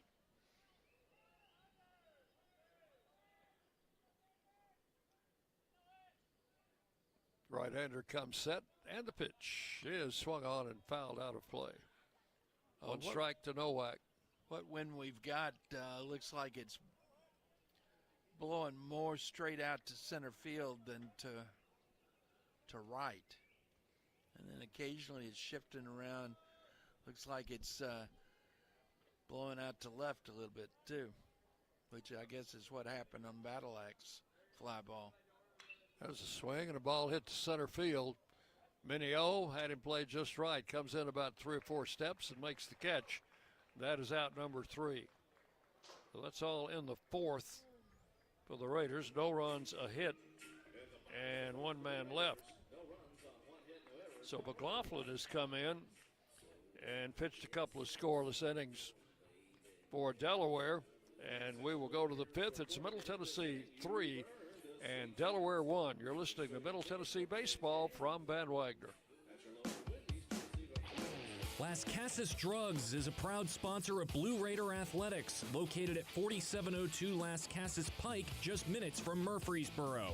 Las Casas Drugs strives to provide all of your pharmaceutical needs in that hometown atmosphere you deserve. Family-owned and operated, Las Casas Drugs offers free delivery, immunizations, drive-through window, gift shop, merchandise, and medication management programs. Come by and see how we can make a difference. And go Blue Raiders. Bring your game day style courtside with a stop at Lightning's locker room on the concourse.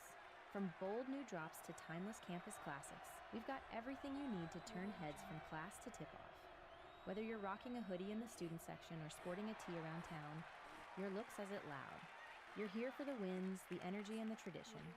So step up your style and your spirit, because at Lightning's locker room, the season never slows down, and every fan plays a part in the hype. Let's make every day feel like game day. WGNS, the flagship station for Blue Raider sports.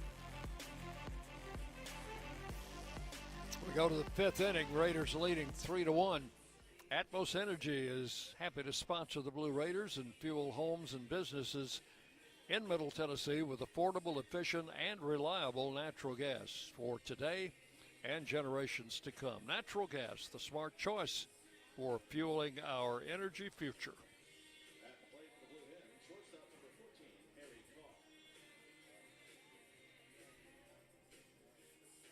Leading off for the Blue Hens, the number 9 hitter. He was batting when the runner at first was thrown out trying to steal to end the fourth inning. So Harry Carr stands in with a fresh count. A left-handed batter. Alderman's pitch is bunted. That'll be a foul ball. He was bunting for a base hit, wasn't he? Trying to catch the Raiders by surprise, but the bunt went off to the left side, and that's strike one. And that gives Jerry Myers wants to come out and talk to his pitcher. Did you say anything funny about that pitch? I did not. Nobody in the Blue Raider bullpen, so this is not a pitching change.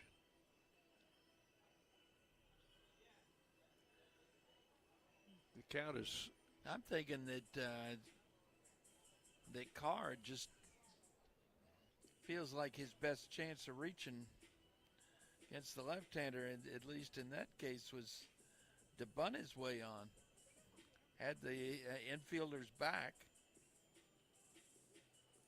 So the mound visit is over? You know, he brought all the infielders in, and that may have been what they were talking about, rather than talking with the pitchers. So one strike to count on Carr. Because Von Dolan now is playing just off the dirt at third base. Everybody else playing deep.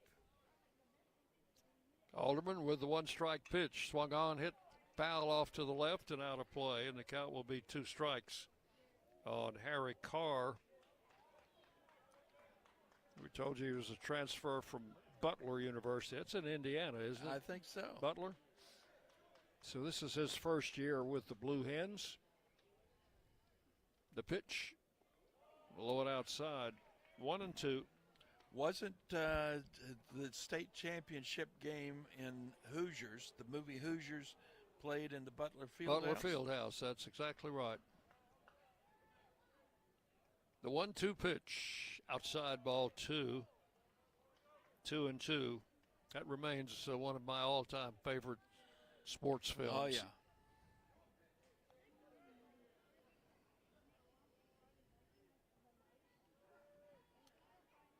Two to Carr, leading off the fifth inning for the Blue Hens. Alderman's pitch outside. Ball 3.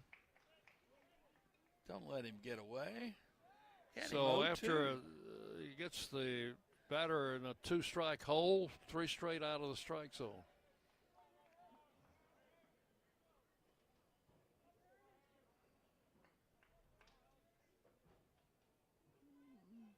And the 3-2 pitch on the way, and it's high for ball 4. That's the second straight inning that the Delaware Blue Hens have gotten a leadoff walk. Turned out it didn't hurt us last inning, but you never know. That's right. Leadoff batter is Minio, and this guy's been a tough out for the Raiders in this series. Singled in the first, walked in the second.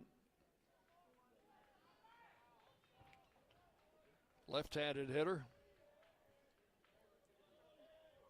John, the sun's trying to peek out. It is. Pitches outside for ball 1 to Minio. In fact, casting a few shadows out on the field. Not long shadows, but there are. 1 ball, no strikes, the count. Alderman checks the runner at first. Pitch is in at the knees, strike one.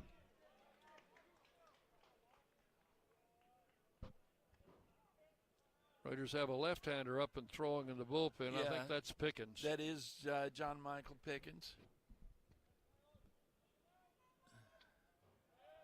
Throw to first, the runner back. Pickens was the starter Tuesday at Belmont, but he pitched only a couple of innings. And they're also getting a right-hander cranked up. And that's Bryant Baranek. Pitch to the plate, ground ball to first. O'Neill, it's off his glove. That's a fair ball. That's trouble. Rolling down into foul ground. They're going to stop him at second and third as the throw comes back in. O'Neill been a couple of inches taller. He would have gloved that. It went right off the top of his glove. I can't believe he called that an error. Well, that's not an error. I don't think. They just put an error up on the board.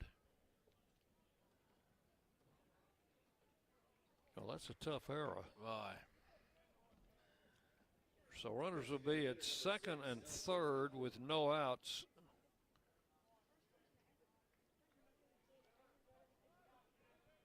So we'll put it in as an E3. It's batter is Cockrell. And the tying runs in scoring position for Delaware. The pitch. Strike. Came in with a good letter I fastball. 0-1.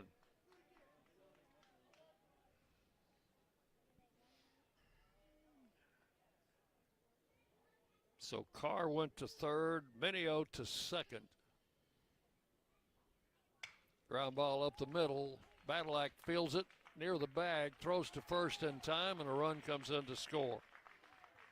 Carr will score from third on a ground out. That will make it a 3-2 game. And Mineo, the runner at second, advanced to third. He's the tying run over there. One out. Runner at third. The batter is Bolden.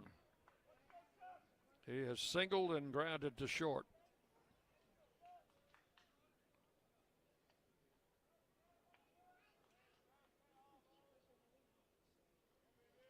Alderman comes set. And the pitch to the plate. That's in for a strike. 0-1. So the leadoff walk did hurt us here in the fifth inning. How often do we have to say that? Because that's the runner who scored. That's it. One strike to count. And Alderman's pitch fouled out of play, and it's 0-2 now to Bolden. Can't keep putting leadoff batters on base, which we've done in 4 of the 5 innings. Can't keep expecting them to run into outs like they've done twice. 2 strikes to count. The pitch. Bit high, ball 1. 1-2 to Bolden.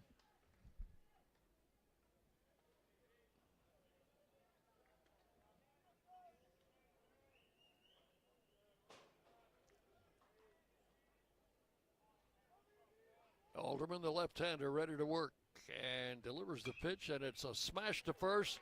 O'Neill gloves it, and no chance to get the runner at third as he was ducking back into the bag. So that is a line drive out to O'Neill for the second out. And the batter is Sam Winsett. Is called out on strikes in the first inning and got an infield hit in the third.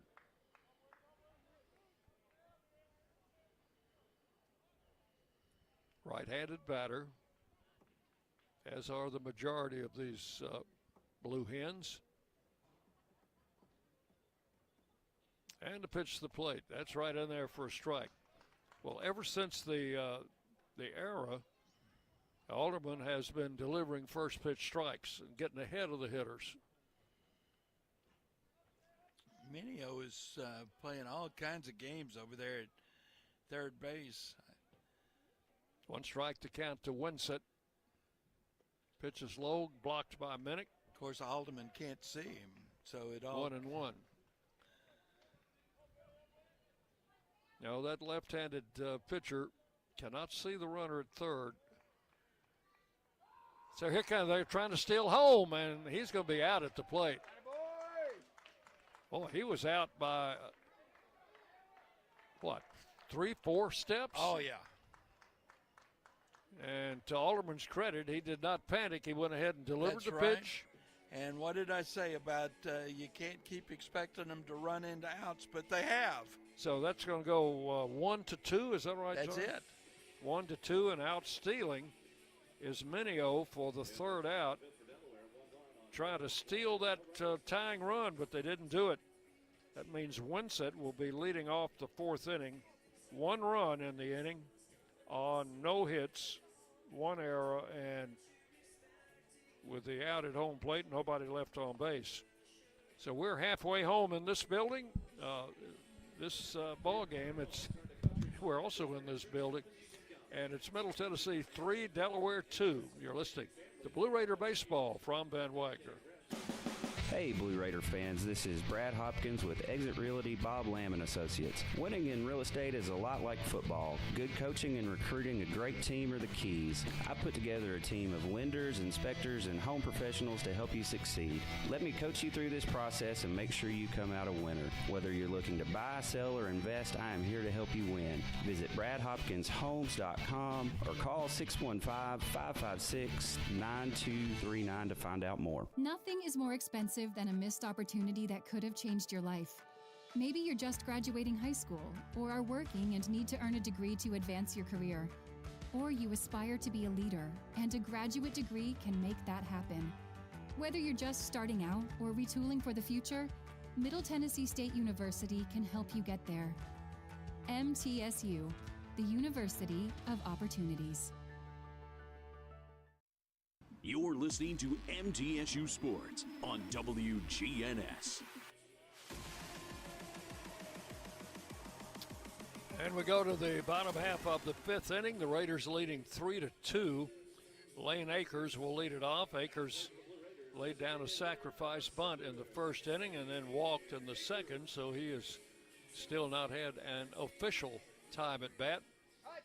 Akers, Clapp, and Minnick here in the fifth against the pitcher Ryan McLaughlin. And he's pitched well since coming in. Starts Akers off with a breaking ball that's in for a strike. And it is 0-1. Lane is a redshirt freshman. The DH today. Strike 2, a letter high fastball, 0-2. Akers did not offer.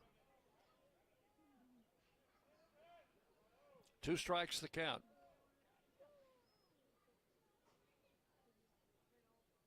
And the pitch to the plate is swung on, hit to center field. Charging in Minio, he'll take it on the run for out number 1 here in the fifth inning. Second baseman number 4, Cooper. That was a solid hit, but right at the center fielder, who had to come in a few steps to make the catch. 1 out, the batter is Cooper Clapp. Singled in the first and fouled out in the second. He's 1 out of 2 and has scored a run. McLaughlin delivers a pitch low for ball 1. So after Akers flies to center field, Clapp in there with a 1-ball count.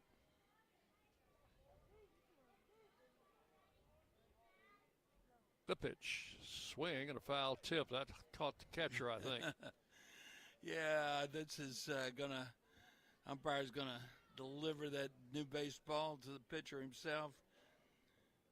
Give the catcher, Chasseray, a brief time to gather himself. Yeah, wipe the whatever it is covering up the plate off. I don't think there was anything. Maybe some dust. Who knows? We're 1 ball and 1 strike to count to Clapp. Ready to go again. And the pitch. Ground ball, fair or foul? It's foul outside the line at first. Count will be 1-2.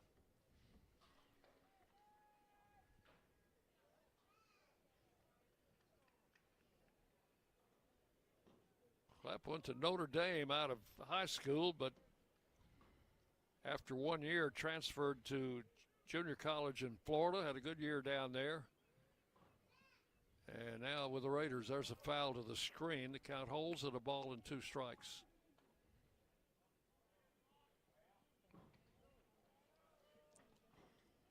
He said he liked Notre Dame, and learned a lot there, but things just didn't work out. I think they had a coaching change, and things didn't work out.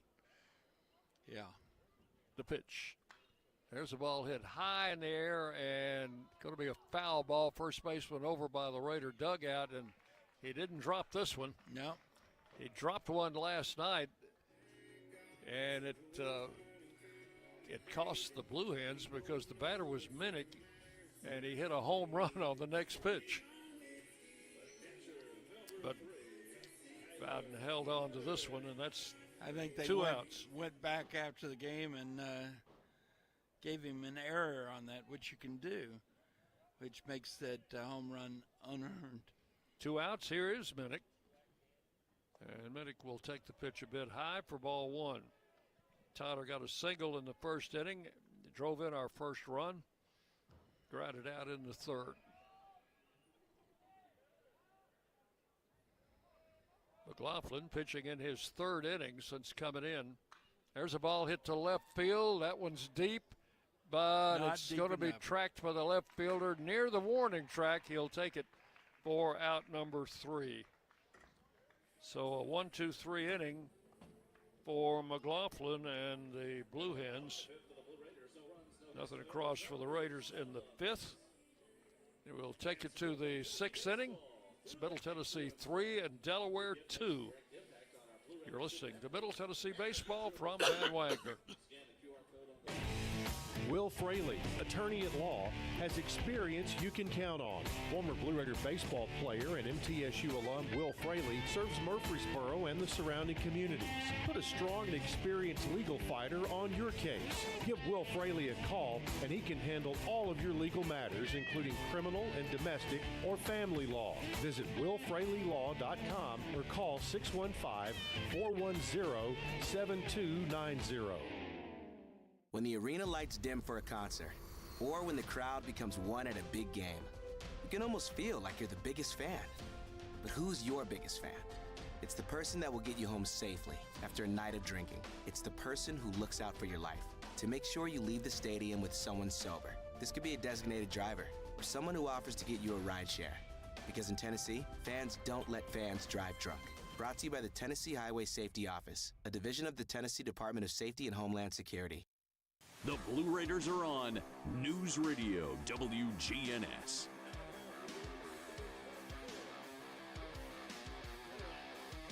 Coach Jerry Myers is going to make a pitching change as we start the 6th inning, as Chandler Alderman's day will be through. After pitching 5 innings, it leaves with a 3-2 lead. And coming out of the bullpen, right-hander Bryant Baranek. Baranek making his 11th appearance, all but 3 of them in relief. He's thrown 28 2/3 innings, giving up 12 runs, all earned on 26 hits, 4 walks, 20 strikeouts. He's got a 3.77 ERA, a 1-2 record with no saves. Opponents hitting 245 against Baranek. Boy, he had a really nice appearance Tuesday up in Nashville at Belmont. 3 1/3 innings, gave up 1 run on 2 hits, had 4 strikeouts. Kept us in that ball game so that we could win it in the 13th. So he's going to face Winsett, who was batting when Minio was thrown out trying to steal home. Now, that's the first steal of home attempt, John, that I remember seeing in a long time. Long time. That was just a straight steal of home. There's a strike of the first pitch from Baranek to Winsett, 0-1. Starts him off with a slider. Bryant, a senior out of Spring Hill. And the curveball is swung on and fouled out of play, and it's 0-2. Played his high school ball at Columbia Academy. over in Murray County. 2 strikes the count. Winsett has struck out and singled. And the 0-2 pitch on the way is grounded in the hole and a base hit to left field. So Winsett leadoff single here in the 6th. And the batter will be Burrows. He hit into that 1-2-3 double play in the first inning and then was robbed on a running catch in foul ground in right field by Brent Rogers. That was in the 3rd inning. Tying run at first here in the 6th. And Braddock's pitch is outside, ball 1.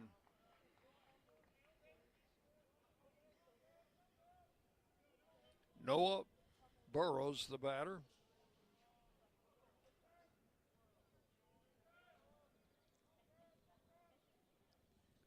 A swing and a foul tip. Final numbers on the starter, Chandler Alderman. He goes 5 innings, gives up 2 runs, just 1 of them earned on 5 hits, 4 walks, 2 strikeouts. Good outing. I think his pitch count probably got him out of the game. Up close to 80. Ground ball to short. Badalak to second. Out there. Throw to first. That's a double play. Yeah. 6-4-3. Badalak to Clapp to O'Neill. And quickly 2 outs in the 6th inning. The pitcher's best friend. So Alderman can be the winner. He cannot be the loser. It's Raiders' second double play of the game. And with no base runners and 2 outs, it's the Cesare, and he hits one fair down the left field line. That's going to be at least a double. Picked up out there by Brewer. Oh, that double play just looks huge now. Smash that was just fair down the left field line and then rolled into foul ground. And DeCesare is on at second base with 2 outs. Yeah, that would have tied the game had it been with a runner on base. But the double play erased that. So here's Anthony Charles. He has laid down a sacrifice and been called out on strikes. Braddock's pitch, breaking ball right in there for a called strike, 0-1.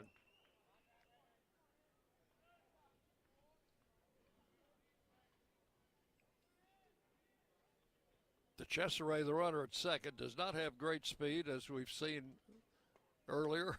Pitches inside for a ball. He was thrown out trying to steal in the 4th inning. 1 ball, 1 strike to Charles. Or Rogers played him very shallow in right field. Hits it foul down the first base side. You know, you got to wonder on that caught stealing if maybe they had a hit and run on and somebody missed a signal. Because he only has 1 other stolen base attempt, and he was not successful. Count 1-2 now to Charles. Outside for a ball, 2-2. Baranek in relief of the starter, Chandler Alderman, who went 5. The Raiders leading 3-2. We're in the top of the 6th inning. Inside, a little tap. Baranek throws to first and just got him with a little underhand throw. John, did he try to hit that ball, or was that an accident? I think that was an accident. It was inside, and it was kind of like he was trying to get out of the way of the baseball, and the ball hit the bat. But we'll take it. Put out goes 1-3 for the 3rd out, and that is all in the 6th. No runs, 2 hits, and 1 left. So we'll go to the bottom of the 6th inning. Middle Tennessee 3 and Delaware 2. You're listening to Blue Raider Baseball from Van Wagner. Hey folks, it's Chip Walters from Exit Realty Bob Lamb & Associates, helping Middle Tennessee make smart moves in a fast-moving market. Whether you're buying, selling, or just exploring your options, you deserve someone who knows this community and treats your goals like their own. From first-timers to long-time homeowners, I'm here to guide you with clarity, confidence, and a steady hand. When you're ready to make the next move, start with someone you trust. Visit choosechip.net and let's make your 2026 move the right move. Las Casas Drugs is a proud sponsor of Blue Raider Athletics, located at 4702 Las Casas Pike, just minutes from Murfreesboro. Las Casas Drugs strives to provide all of your pharmaceutical needs in that hometown atmosphere you deserve. Family-owned and operated, Las Casas Drugs offers free delivery, immunizations, drive-through window, gift shop, merchandise, and medication management programs. Come by and see how we can make a difference. And go Blue Raiders. Rutherford County's MTSU station, News Radio WGNS. Bottom of the sixth inning, Raiders leading 3-2. The pitcher, Ryan McLaughlin, pitched a week ago, Saturday, against Missouri State. Came in relief in the fourth inning, pitched 4 innings, gave up 7 runs on 10 hits, 3 walks, a hit batter, and a wild pitch. And Missouri State roughed him up pretty good, and he took the loss in that game. Well, he has been pretty good here in his first 3 innings against the Raiders. Nathan Brewer takes the first pitch outside for ball 1. He's faced 10 batters and retired 9 of them.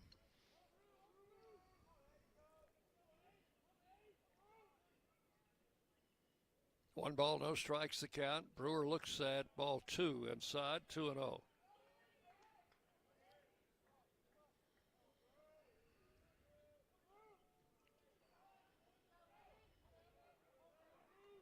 Nathan bats from the left side, has struck out and grounded out in this game, and there's ball 3 inside. 3 balls, no strikes.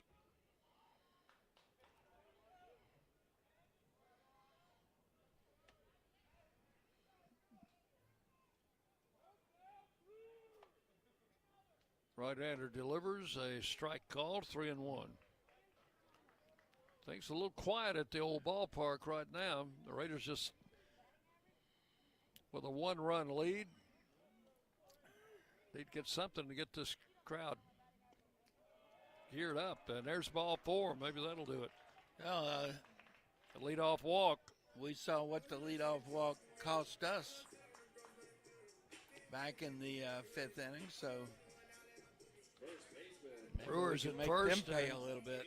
Dean O'Neill, who doubled in the first inning, grounded out in the third, will come into bat. He faced McLaughlin in the 3rd inning and grounded out to third base.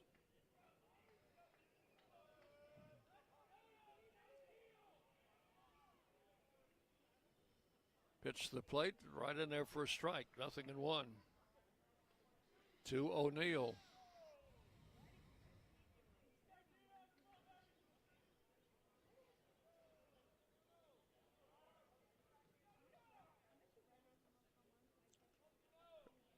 Runner goes, pitch is high, the throw to second is high also, and too high. Sails over the second baseman's head. And shortstop caught that ball. Shortstop backing in it the up. air. Saved an error. Yeah, he was had 1 foot in the dirt and 1 foot in the grass. So the count will be 1-1 on O'Neill. I think Malamalu is arguing there was batter interference, perhaps. Brewer at second base. Got the 3 umpires conferring. That's his 8th stolen base of the season. And he is in scoring position now with nobody out. Count is 1 ball and 1 strike to O'Neill.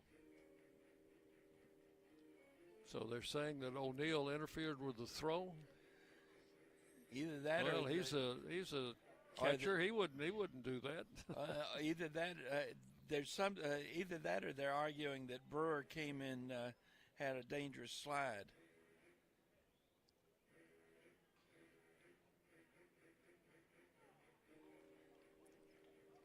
Now Coach Myers is coming out. There was an indication from the home plate umpire, and he's coming out to talk to the first base umpire,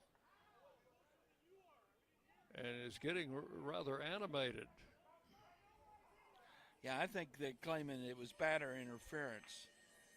Well, the runner is still at second base.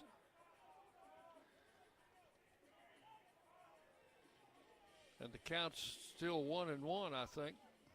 Nope, they've changed the count to 0-2. That's what Jerry was arguing about. Okay. So it's 0-2 on O'Neill. But it is a stolen base. Pitch is outside. Now it's 1-2. Everything's right back to normal.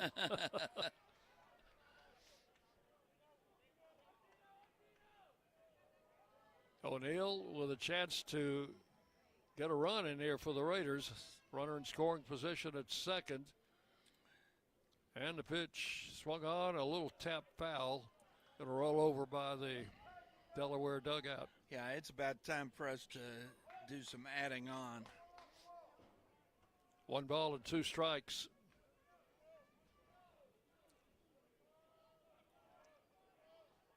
McLaughlin, the right-hander, checks the runner at second, and the pitch is swung on, bounce to the right side. That'll advance the runner.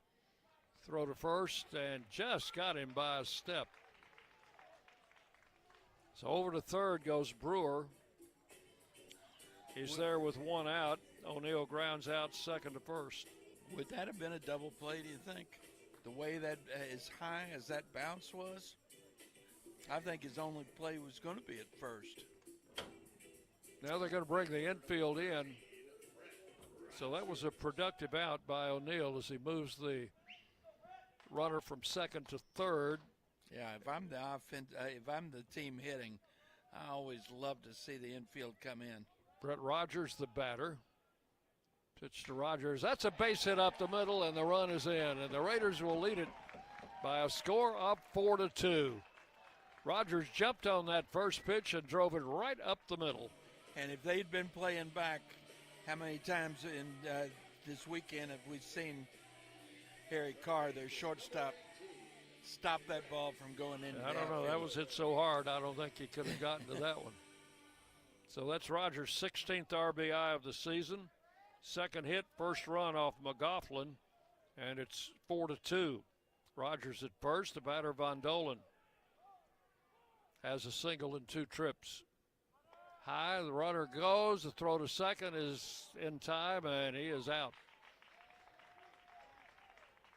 And again, he was out by a couple of steps. So that's the second out. Rogers thrown out trying to steal for out number 2. And now the base is empty. A ball 1 count to Von Dolan. And there's a strike, 1-1. So a leadoff walk comes back to haunt Delaware.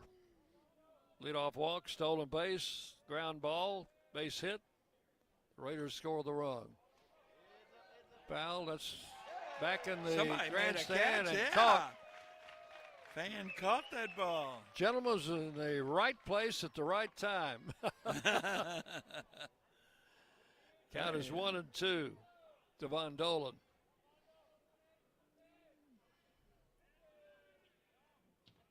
There's a ball hit to center field. Tagged pretty well, but Minio's backing up, and he will take it for out number 3.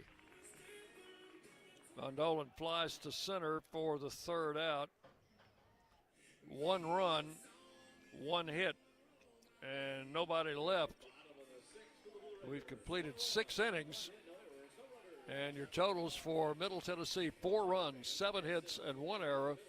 For Delaware, 2 runs, 7 hits, no errors. Raiders lead it 4-2 as we go to the 7th inning. You're listening to Blue Raider Baseball from Ben Wagner. Bring your game day style courtside with a stop at Lightning's locker room on the concourse. From bold new drops to timeless campus classics, we've got everything you need to turn heads from class to tip-off. Whether you're rocking a hoodie in the student section or sporting a tee around town, your look says it loud.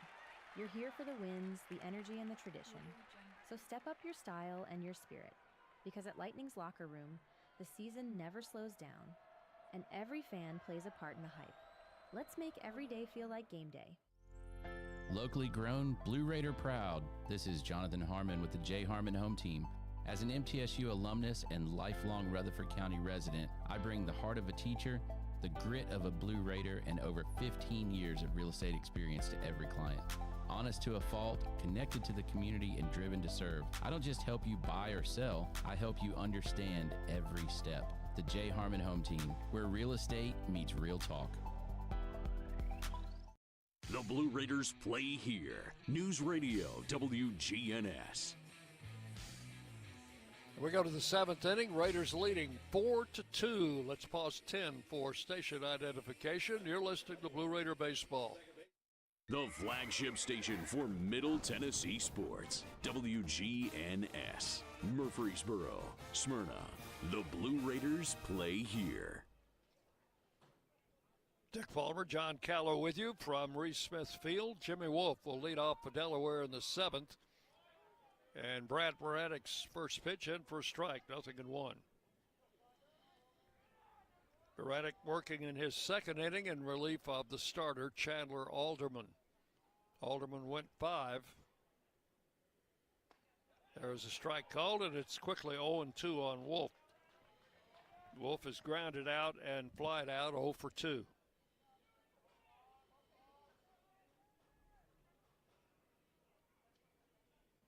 Right-hander delivers on a swing and a foul. Back to the screen. Count holds at 2 strikes.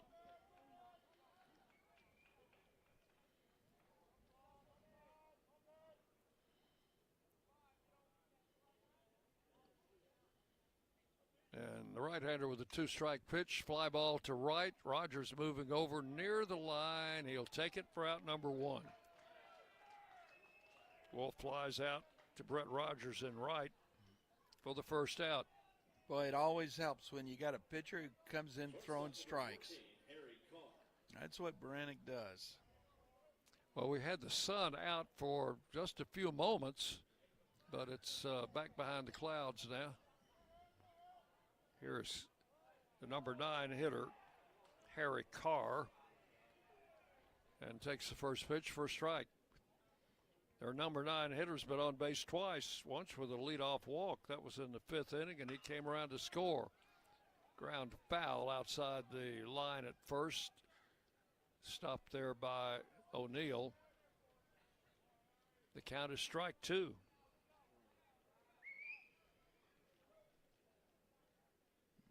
Carr singled in the 2nd inning, but he was thrown out on a rundown play from third base. The pitch high for a ball, 1-2, and then he walked as the leadoff batter in the 5th inning and came around to score.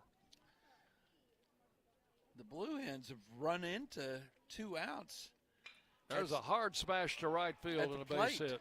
Yeah, wow. This guy doesn't look like a number 9 hitter, does he? Not today, he doesn't. Got 2 hits. Last night he did.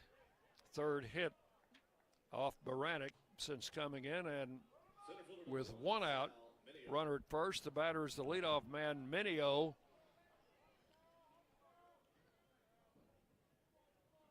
Has a single, has been safe on an error and has walked, has been on base all 3 times, and hits a solid smash to center. Nowak back, reaches up and makes the grab for out number 2.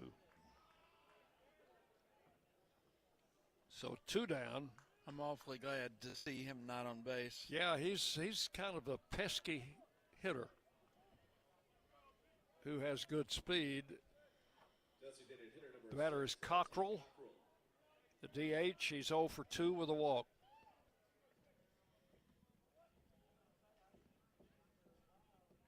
Runner at first is Carr. Breaking ball caught the outside corner. Strike 1 to Cockrell.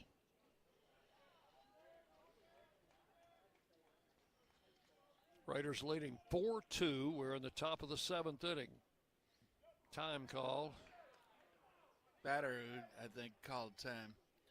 Looks like Brannick is getting his slider over for strikes.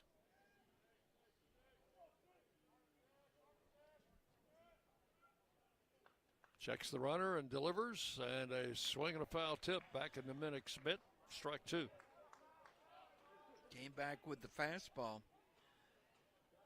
Boy, when those two pitches are working together, it's awfully tough on hitters. Now the plate umpire comes out in front of the plate again. I don't know what all these signals mean, but I think he's correcting the count, or the scoreboard count. He was saying it's 1 and 2. But there haven't been but two pitches, as far as my records show. I think that's what Jerry Myers is saying.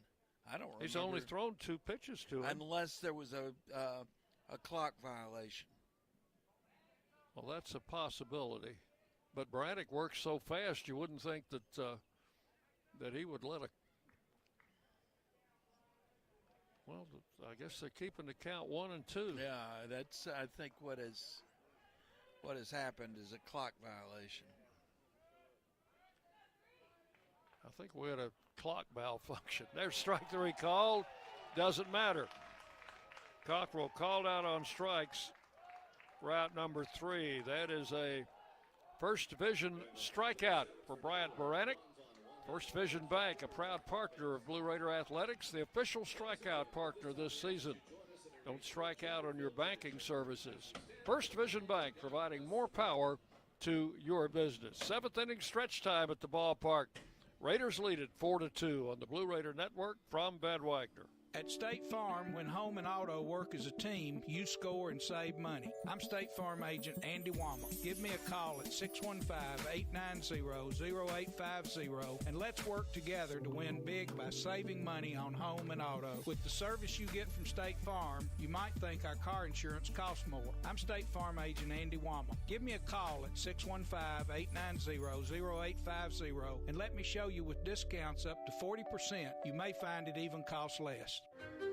At Middle Tennessee Electric, we see the lines that link us all, illuminating our neighborhoods, empowering our businesses, and helping us to recharge. Because we believe in the power of good energy. Whether it comes from our grids, the sun, or a kind heart. And as your family and our region continue to grow, you can trust that we'll always be there for you. Middle Tennessee Electric, bringing good energy. WGNS, the flagship station for Blue Raider sports. Fans here have enjoyed the 7th inning stretch. God Bless America been played, and John's going to check some scores for us, courtesy of the Daily News Journal. Here's your DNJ scoreboard. Well, the only thing we've got is across campus. They're in the top of the 7th inning. The Lady Raiders on top of New Mexico State 7-2. We're about 3 minutes away from a start down in Jacksonville State. They've got FIU. We've got 3 o'clock starts, and then New Mexico State hosting Sam Houston. They're a 7 o'clock start. Raiders started at noon today due to the threat of rain, and apparently a good decision, as we have had no precip, a lot of cloud cover, but no precip so far. Bottom of the 7th inning, Clay Badalak will lead off. Badalak, and then we'll go back to the top of the batting order. Again, a good decision because right now they're saying 100% chance of rain at 5 o'clock. And if we'd started at 3, we would have been just about here where we are in this ball game at 5 o'clock. Bottom of the 7th inning.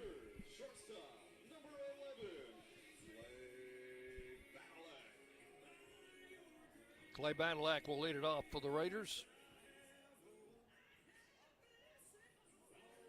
Badalak has tried out twice. He was robbed of a hit by the center fielder in the 2nd inning on a diving catch and then flied to left in the 4th, 0 for 2. And the first pitch to him is outside for ball 1. McLaughlin now in his 5th inning, and he has pitched well in relief. He's given up 1 run on 2 hits in 4 innings. Badlack looks at a strike, and it's 1-1. Well, he was a starting pitcher up until about 2 weeks ago, so he's stretched out.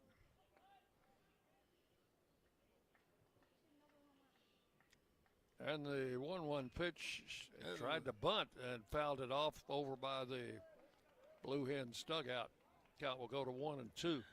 Yeah, there's some guys that are just better out of the pen than when they have to go out there. It looks like McLaughlin might be one of those. A ball and 2 strikes to Badlack. And a bouncing ball to the right side. Wolf, the second baseman, over to first. That is out number 1 here in the 7th. 1 down, and Owen Nowak will come in. Owen's had 2 hits, has scored a run, and has stolen a base. Singled and scored in the 1st, singled in the 2nd, and flied out in the 4th.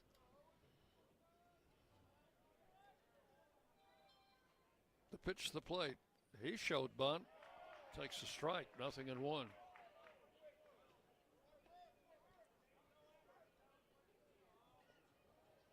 Final game of the series will be tomorrow, 1 o'clock scheduled time.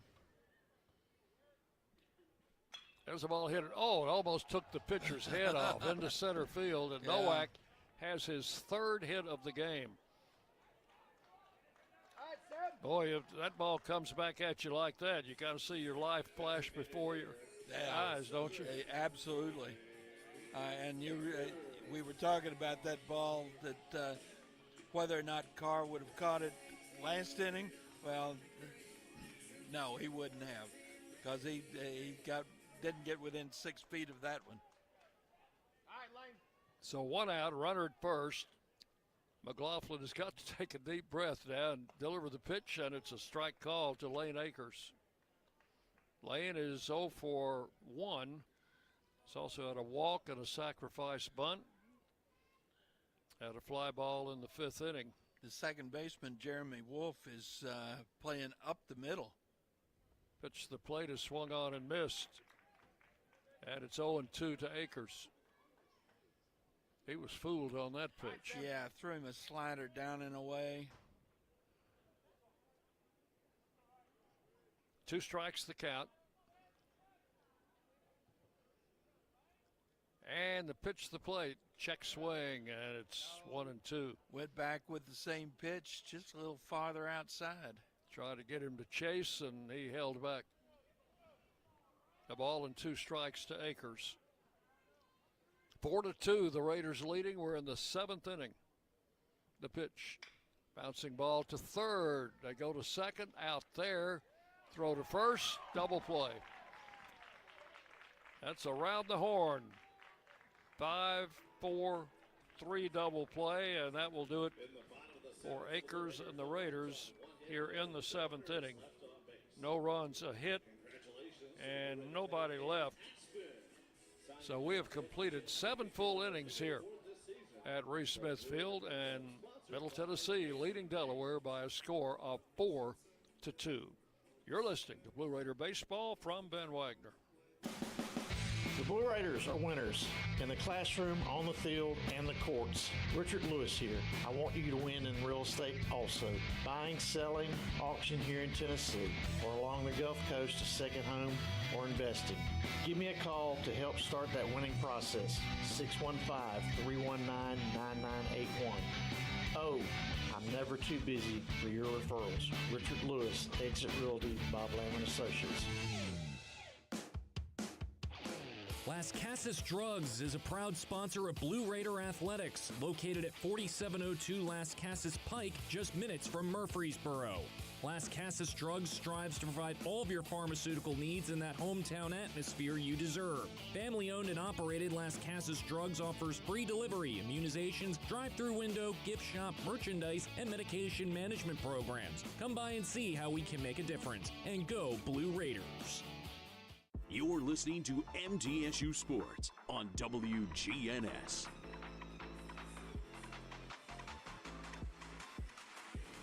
Go to the 8th inning. We have a pitching change for the Raiders between innings as right-hander Gavin King will come out of the bullpen for the second straight game to start the 8th inning. And Brian Berenik pitched 2 scoreless innings, and now he'll turn it over to King. King making his 15th appearance, all but 2 in relief. He's thrown 30 innings. He's given up 23 runs, 21 earned on 32 hits, 22 walks, 35 strikeouts. He's got a 6.20 ERA, a 2-2 record with 3 saves, and one of those saves came last night. He came on in the 9th in a tough situation, got a ground ball. His last couple of outings have been very, very impressive. He's got the 3, 4, 5 hitters coming up for Delaware here in the 8th. Yeah. Bolden will lead it off. Bolden is 1 for 3, had a single in the first inning. Has since grounded out and lined out. Right-handed hitter against the right-hander Gavin King.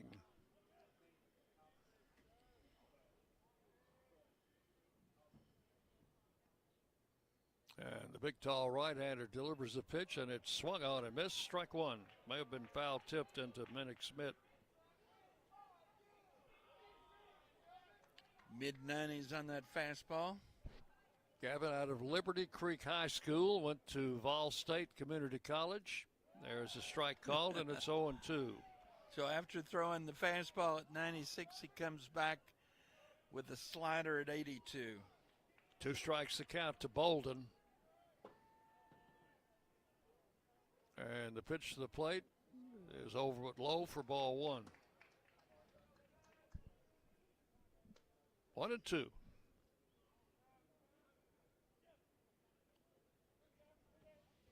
Toss that ball out of play, and a new one for King. Bondolan close to the line at third. Breaking ball. Oh, man, that looked like a strike. Yeah. Give you the final numbers on Brian Berenik. He goes 2 innings, no runs on 3 hits, no walks, 1 strikeout. 2 balls, 2 strikes.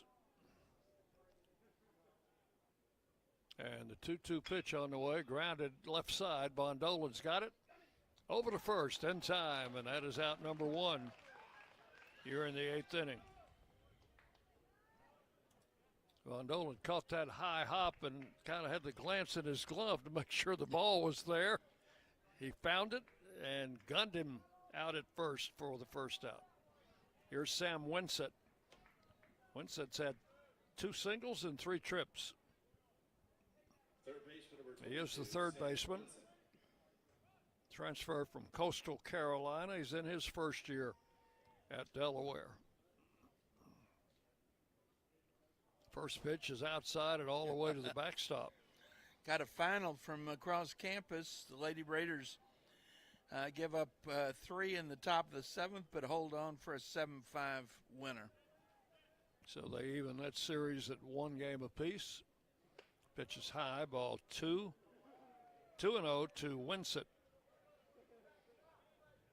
1 out in the 8th inning. Raiders leading 4-2.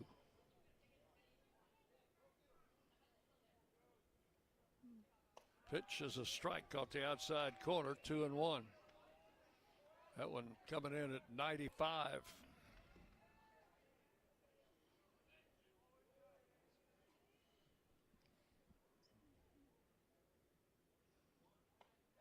Strike at the knees, 97 on that fastball. 2-2. Well, we saw him Tuesday night crank one up at 99. That one's inside, ball 3. Full count now, 3-2. That was the slider that missed.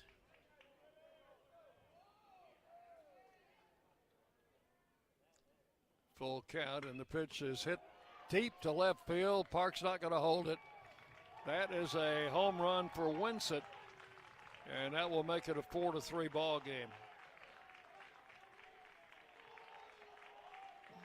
Well, Winsett has shown us he can hit a 97-mile-an-hour fastball.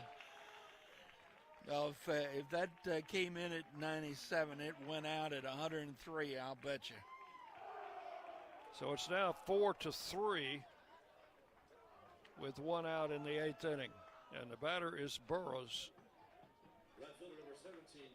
And for the second straight game, a late inning home run has narrowed the gap. Swing and a foul. Is that going to be out of play? Rogers chasing it down the right field line. He's going to be there and makes the catch in foul ground. When that left the bat, it looked like it was going to be out of play. Well, it was, but only by 2 feet. Rogers with the second catch today on a foul fly in right field. That was just Winsett's second home run of the season. Batter is DeCesare, the catcher. He's had a single and a double and a walk. Been on base all 3 times. Looks at the first pitch for ball 1.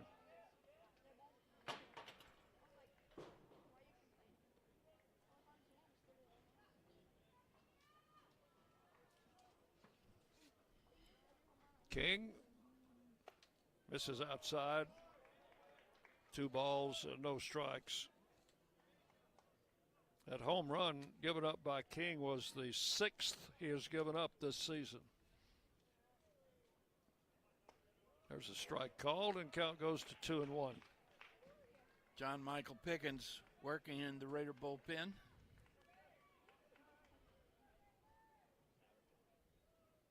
And the 2-1 pitch. Strike call, 2-2. That one in at 96.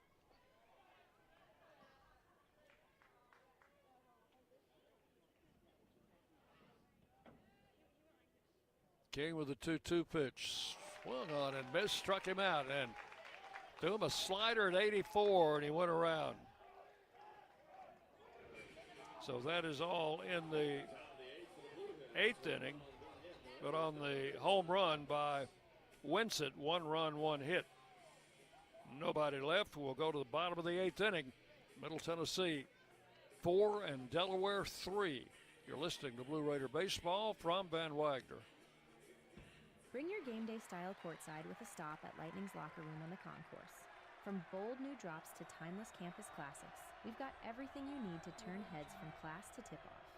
Whether you're rocking a hoodie in the student section or sporting a tee around town, your look says it loud. You're here for the wins, the energy, and the tradition. So step up your style and your spirit, because at Lightning's locker room, the season never slows down, and every fan plays a part in the hype. Let's make every day feel like game day. Hey Blue Raider fans, this is Brad Hopkins with Exit Realty Bob Lamb & Associates. Winning in real estate is a lot like football. Good coaching and recruiting a great team are the keys. I put together a team of lenders, inspectors, and home professionals to help you succeed. Let me coach you through this process and make sure you come out a winner. Whether you're looking to buy, sell, or invest, I am here to help you win. Visit BradHopkinsHomes.com or call 615-556-9239 to find out more. The Blue Raiders are on News Radio WGNS. And we move into the bottom of the 8th inning. Raiders leading 4-3. We'll have the middle part of the batting order coming up here against Ryan McLaughlin. McLaughlin, the second pitcher, has pitched 5 very good innings for Delaware, giving up only 1 run on 3 hits. And Cooper Clapp will lead it off. And that run that scored was a leadoff walk back in the 6th inning. Clapp has a single in 3 trips. Pitch the plate off speed, in for a strike, 0-1.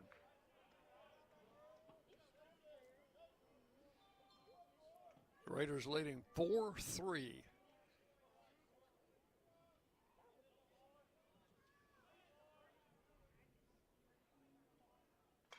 There's a ball hit to right field, down the line.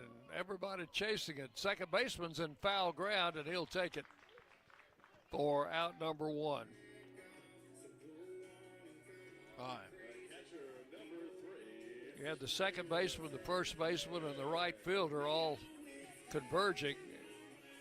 And the second baseman, Wolf, had the best angle on it.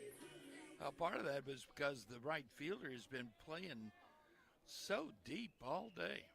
Here's Tyler Minnick. They overshift for him, putting the 3 infielders to the left of second base, and he grounds it to the third baseman. Wints it up with it over to first in time, and that's out number 2 here in the 8th inning. And Nathan Brewer will be the batter. He has struck out, grounded out, and in the 6th inning, got a leadoff walk, stole second, came around to score, and a hit by Brett Rogers. We could use that combination again to try and get an insurance run on the board. Or we could just let him park one here. And the pitch to the plate is outside for ball 1 to Brewer. Boy, he was swinging the bat really, really well in last night's game.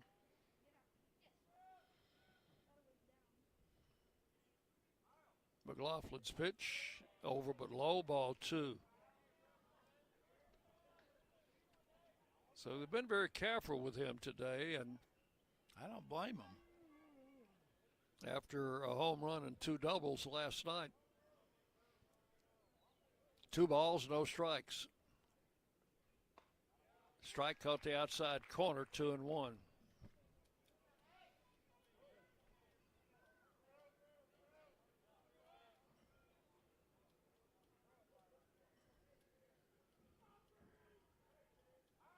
Right-hander delivers, swing and a miss. Strike 2 to Nathan Brewer.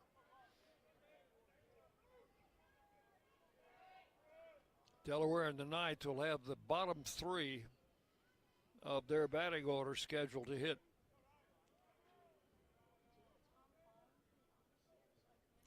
Here's the 2-2 pitch, and Brewer slices it into left center for a base hit. Cut off by the center fielder. Got the throw in quickly, and Brewer's at first base with 2 outs.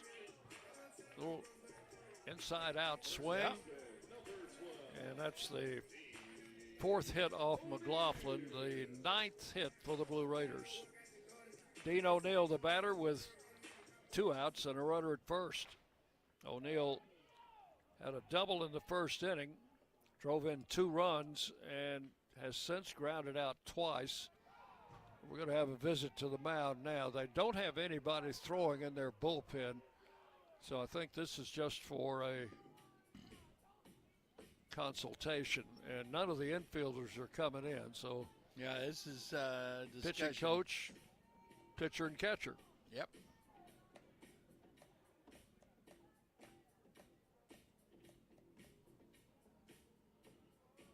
Nathan Brewer's got good speed at first base. I think they might be reminding them that Brewer did steal a base his last at-bat.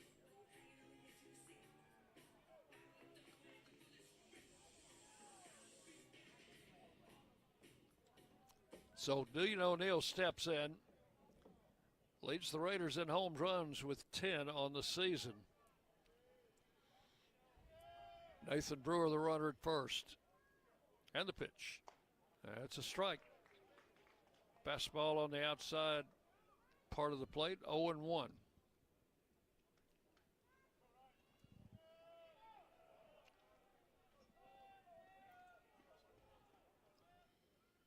McLaughlin with a pitch. Went after a bad pitch, fouled it back to the backstop, 0-2. The ball was a foot outside. Yeah. 2 strikes the count to O'Neill. But that's why they give you 3 strikes, because you might mess up on one of them. Yeah. Get another chance here. 2 strikes the count. And the right-hander's pitch is swung on, bounce to the left side. Third baseman charging, bobbles it, and everybody's safe. That ball just dropped out of his glove as he was getting ready to throw. That'll be an E5. Error on the third baseman, and that gives the Raiders a runner in scoring position now at second as Brewer is there. O'Neal safe on the error, and the batter is Brett Rogers. Well, they only made one error yesterday, and that ended up costing them big time what turned out to be the winning run with the Minnick home run. Here's Brett Rogers. We need to do some adding on here. Pitch to Brett outside, ball one. Rogers has a single in 3 trips. That hit came in the 6th inning and drove in the Raiders' 4th run. He's got another RBI chance here. And he took an off-speed pitch in for a strike, 1-1. Nathan Brewer at second, Dean O'Neal at first, 2 outs.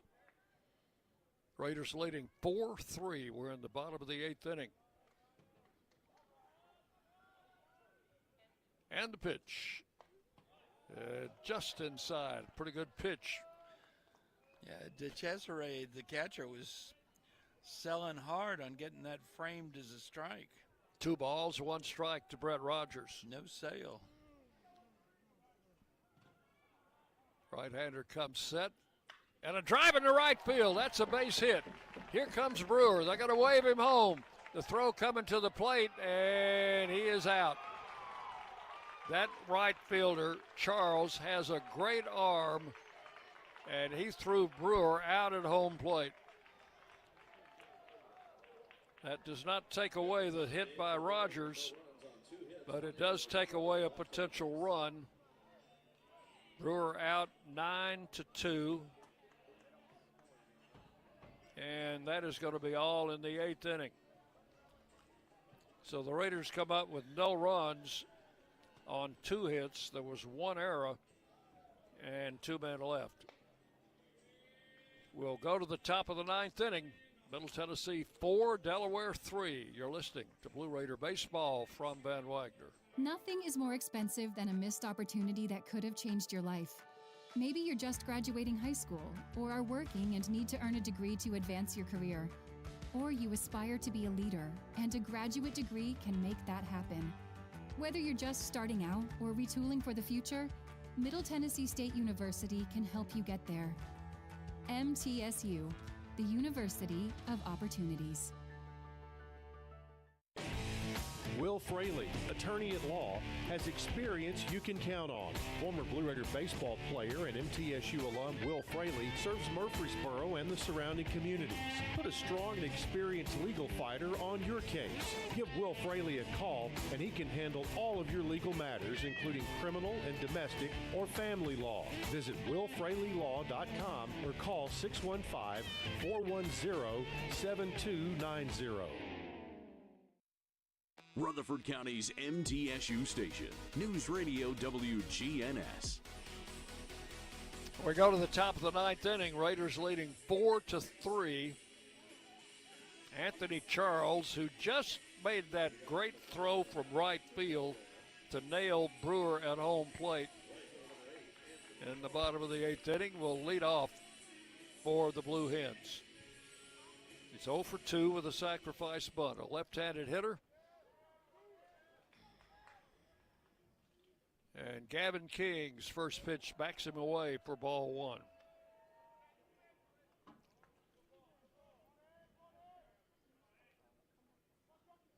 Four, 3 Raiders, top of the 9th.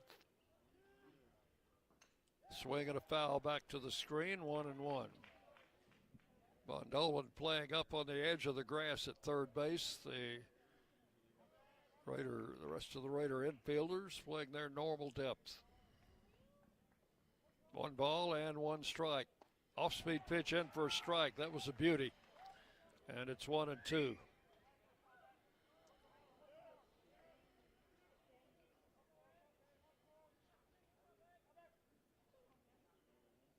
And the Right-hander delivers, swung on and missed. He was completely fooled on that pitch. That was about the worst-looking swing I've seen in a long, long time. That's the second strikeout for Gavin King, and with one out, the batter is Jimmy Wolf. I think he was looking for the slider, and King came back with the heat at 95. Jeremy Wolf here is that was the high one that when it's up in your eyes that you think you can hit out of the ballpark and can't even catch up with. Strike one to Wolf. On a swing and a miss, the pitch is swung on and missed. Strike two. 0-2 the count. Came back with the slider. Started him with a fastball, slider. One out here in the ninth. Just give him the heat. King with the pitch. Strike three called. Fastball at the knees at 97. And Wolf caught looking for out number two.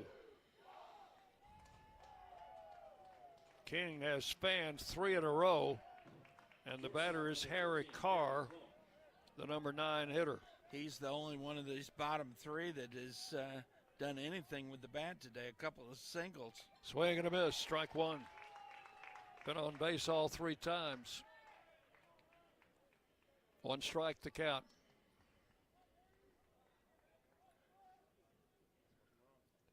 And a fly ball to right field. Going to be foul, chased by Rogers at O'Neill, but it's out of play over by the Blue Raider bullpen. Count will be 0-2. John Michael Pickens in the bullpen just in case. So Delaware down to their last strike. Yeah. Here in the 9th inning. I think if Carr should reach, we'll see Pickens because Minio's a left-handed hitter. Swinging a foul. Count holds at 2 strikes.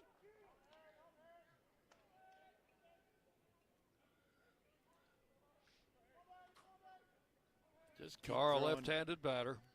Keep throwing the heat, throwing strikes. And King's pitch on the way. Ground ball to third. Von Dolan's got it. Over to first in time, and the Raiders win. Raiders win 4-3 as King sets them down in order in the 9th inning with nothing across. So the Raiders have won the series, taking the first 2 games in 2 one-run ball games, winning last night's game 8-7, and this afternoon a 4-3 win over the Delaware Blue Hens. Raiders improved to 20-19 on the season, 7-10 in conference play. Delaware drops to 11-28. They are 1-16 in conference play. So Middle Tennessee a winner by a score of 4-3, and we invite you to stay tuned for our wrap-up show. We will recap this game for you. John will be down on the field to talk with head coach Jerry Myers and get his comments. So stay with us for that. You're listening to Middle Tennessee Baseball from Van Wagner. When the arena lights dim for a concert, or when the crowd becomes one at a big game, you can almost feel like you're the biggest fan. But who's your biggest fan? It's the person that will get you home safely after a night of drinking. It's the person who looks out for your life to make sure you leave the stadium with someone sober. This could be a designated driver or someone who offers to get you a ride share. Because in Tennessee, fans don't let fans drive drunk. Brought to you by the Tennessee Highway Safety Office, a division of the Tennessee Department of Safety and Homeland Security. Hey folks, it's Chip Walters from Exit Realty Bob Lamb & Associates, helping Middle Tennessee make smart moves in a fast-moving market. Whether you're buying, selling, or just exploring your options, you deserve someone who knows this community and treats your goals like their own. From first-timers to long-time homeowners, I'm here to guide you with clarity, confidence, and a steady hand. When you're ready to make the next move, start with someone you trust. Visit choosechip.net and let's make your 2026 move the right move. Las Casas Drugs is a proud sponsor of Blue Raider Athletics, located at 4702 Las Casas Pike, just minutes from Murfreesboro. Las Casas Drugs strives to provide all of your pharmaceutical needs in that hometown atmosphere you deserve. Family-owned and operated, Las Casas Drugs offers free delivery, immunizations, drive-through window, gift shop, merchandise, and medication management programs. Come by and see how we can make a difference. And go Blue Raiders! Bring your game day style courtside with a stop at Lightning's locker room on the concourse. From bold new drops to timeless campus classics, we've got everything you need to turn heads from class to tip-off. Whether you're rocking a hoodie in the student section or sporting a tee around town, your look says it loud. You're here for the wins, the energy, and the tradition. So step up your style and your spirit, because at Lightning's locker room, the season never slows down, and every fan plays a part in the hype. Let's make every day feel like game day. WGNS, the flagship station for Blue Raider sports. Today's game is in the books, and it's time to recap today's action in the Blue Raider postgame show. Today's broadcast on the Blue Raider Network has been brought to you in part by Will Freely, attorney at law, State Farm Insurance, and agent Andy Womack, Middle Tennessee Electric, Exit Realty, Bob Lamb and Associates, and agents Brad Hopkins, Richard Lewis, Jonathan Harmon, and Chip Walters. And by Las Casas Drugs. Let's head back to the ballpark for today's Blue Raider postgame show. And welcome back in as the Raiders win by a score of 4-3 to take the second game of the series and effectively win the series with Delaware with one game remaining. For the second straight game, Raiders got off to a great start in the first inning after Delaware went down in the top of the first inning. They had the bases loaded and nobody out against Chandler Alderman. He struck out the cleanup hitter and then got a little tap back to the mound and turned it into a 1-2-3 double play.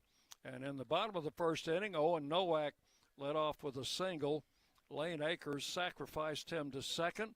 Cooper Clapp singled to right. Nowak had to hold up. He was at third base, first and third, and then Tyler Minnick drove in a run with a single to right.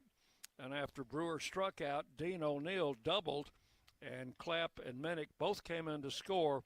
And that made it 3-0. Delaware got a run back in the second inning to make it 3-1. They scored another in the fifth to make it a 3-2 game. And then in the bottom of the sixth inning, the Raiders got what turned out to be the winning run, a leadoff walk to Nathan Brewer, a steal of second base by Brewer, a ground out moved Brewer to third, and he scored on a base hit by Brett Rogers to make the score 4-2. And then Delaware picked up a run on a solo home run in the eighth inning to make it 4-3. And that's the way it ended. And when you can win the close games, John, that really perks up a ball club. Well, what it tells me is that this Delaware ball club is better than their record. They've given us two really good games. And last night we were fortunate to hold on. Tonight we got some really good pitching, and that's what it takes. You gotta get a good job out of Chandler Alderman. Brannick did a nice job. Gavin King, he looks like he's headed towards being our closer because he picks up the save. So the Raiders win by a score of 4-3. Final totals for Middle Tennessee: 4 runs, 10 hits, 1 error. The Raiders strand 5. And for Delaware, 3 runs, 9 hits. They committed 1 error and also left 5 men on base. The winning pitcher, Chandler Alderman, picks up his second win of the season, and Chase Deibler, the starter for Delaware, will take the loss. Anything else out of that box score? Well, I think we need to talk about Owen Nowak, 3 for 4, scored one of those runs. How about Dean O'Neill? Just 1 for 4, but 2 RBI, and they became very, very important. RBI for Minnick, he goes 1 for 4. RBI for Brett Rogers, who went 2 for 4. Main thing is some great pitching. Gavin King goes the final 2 innings, gives up a hit. It was the home run that pulled him to within 1. But string of 3 strikeouts for the last out in the 8th and the first 2 in the 9th really stands out, especially after having pitched last night. Be able to come back and be that strong.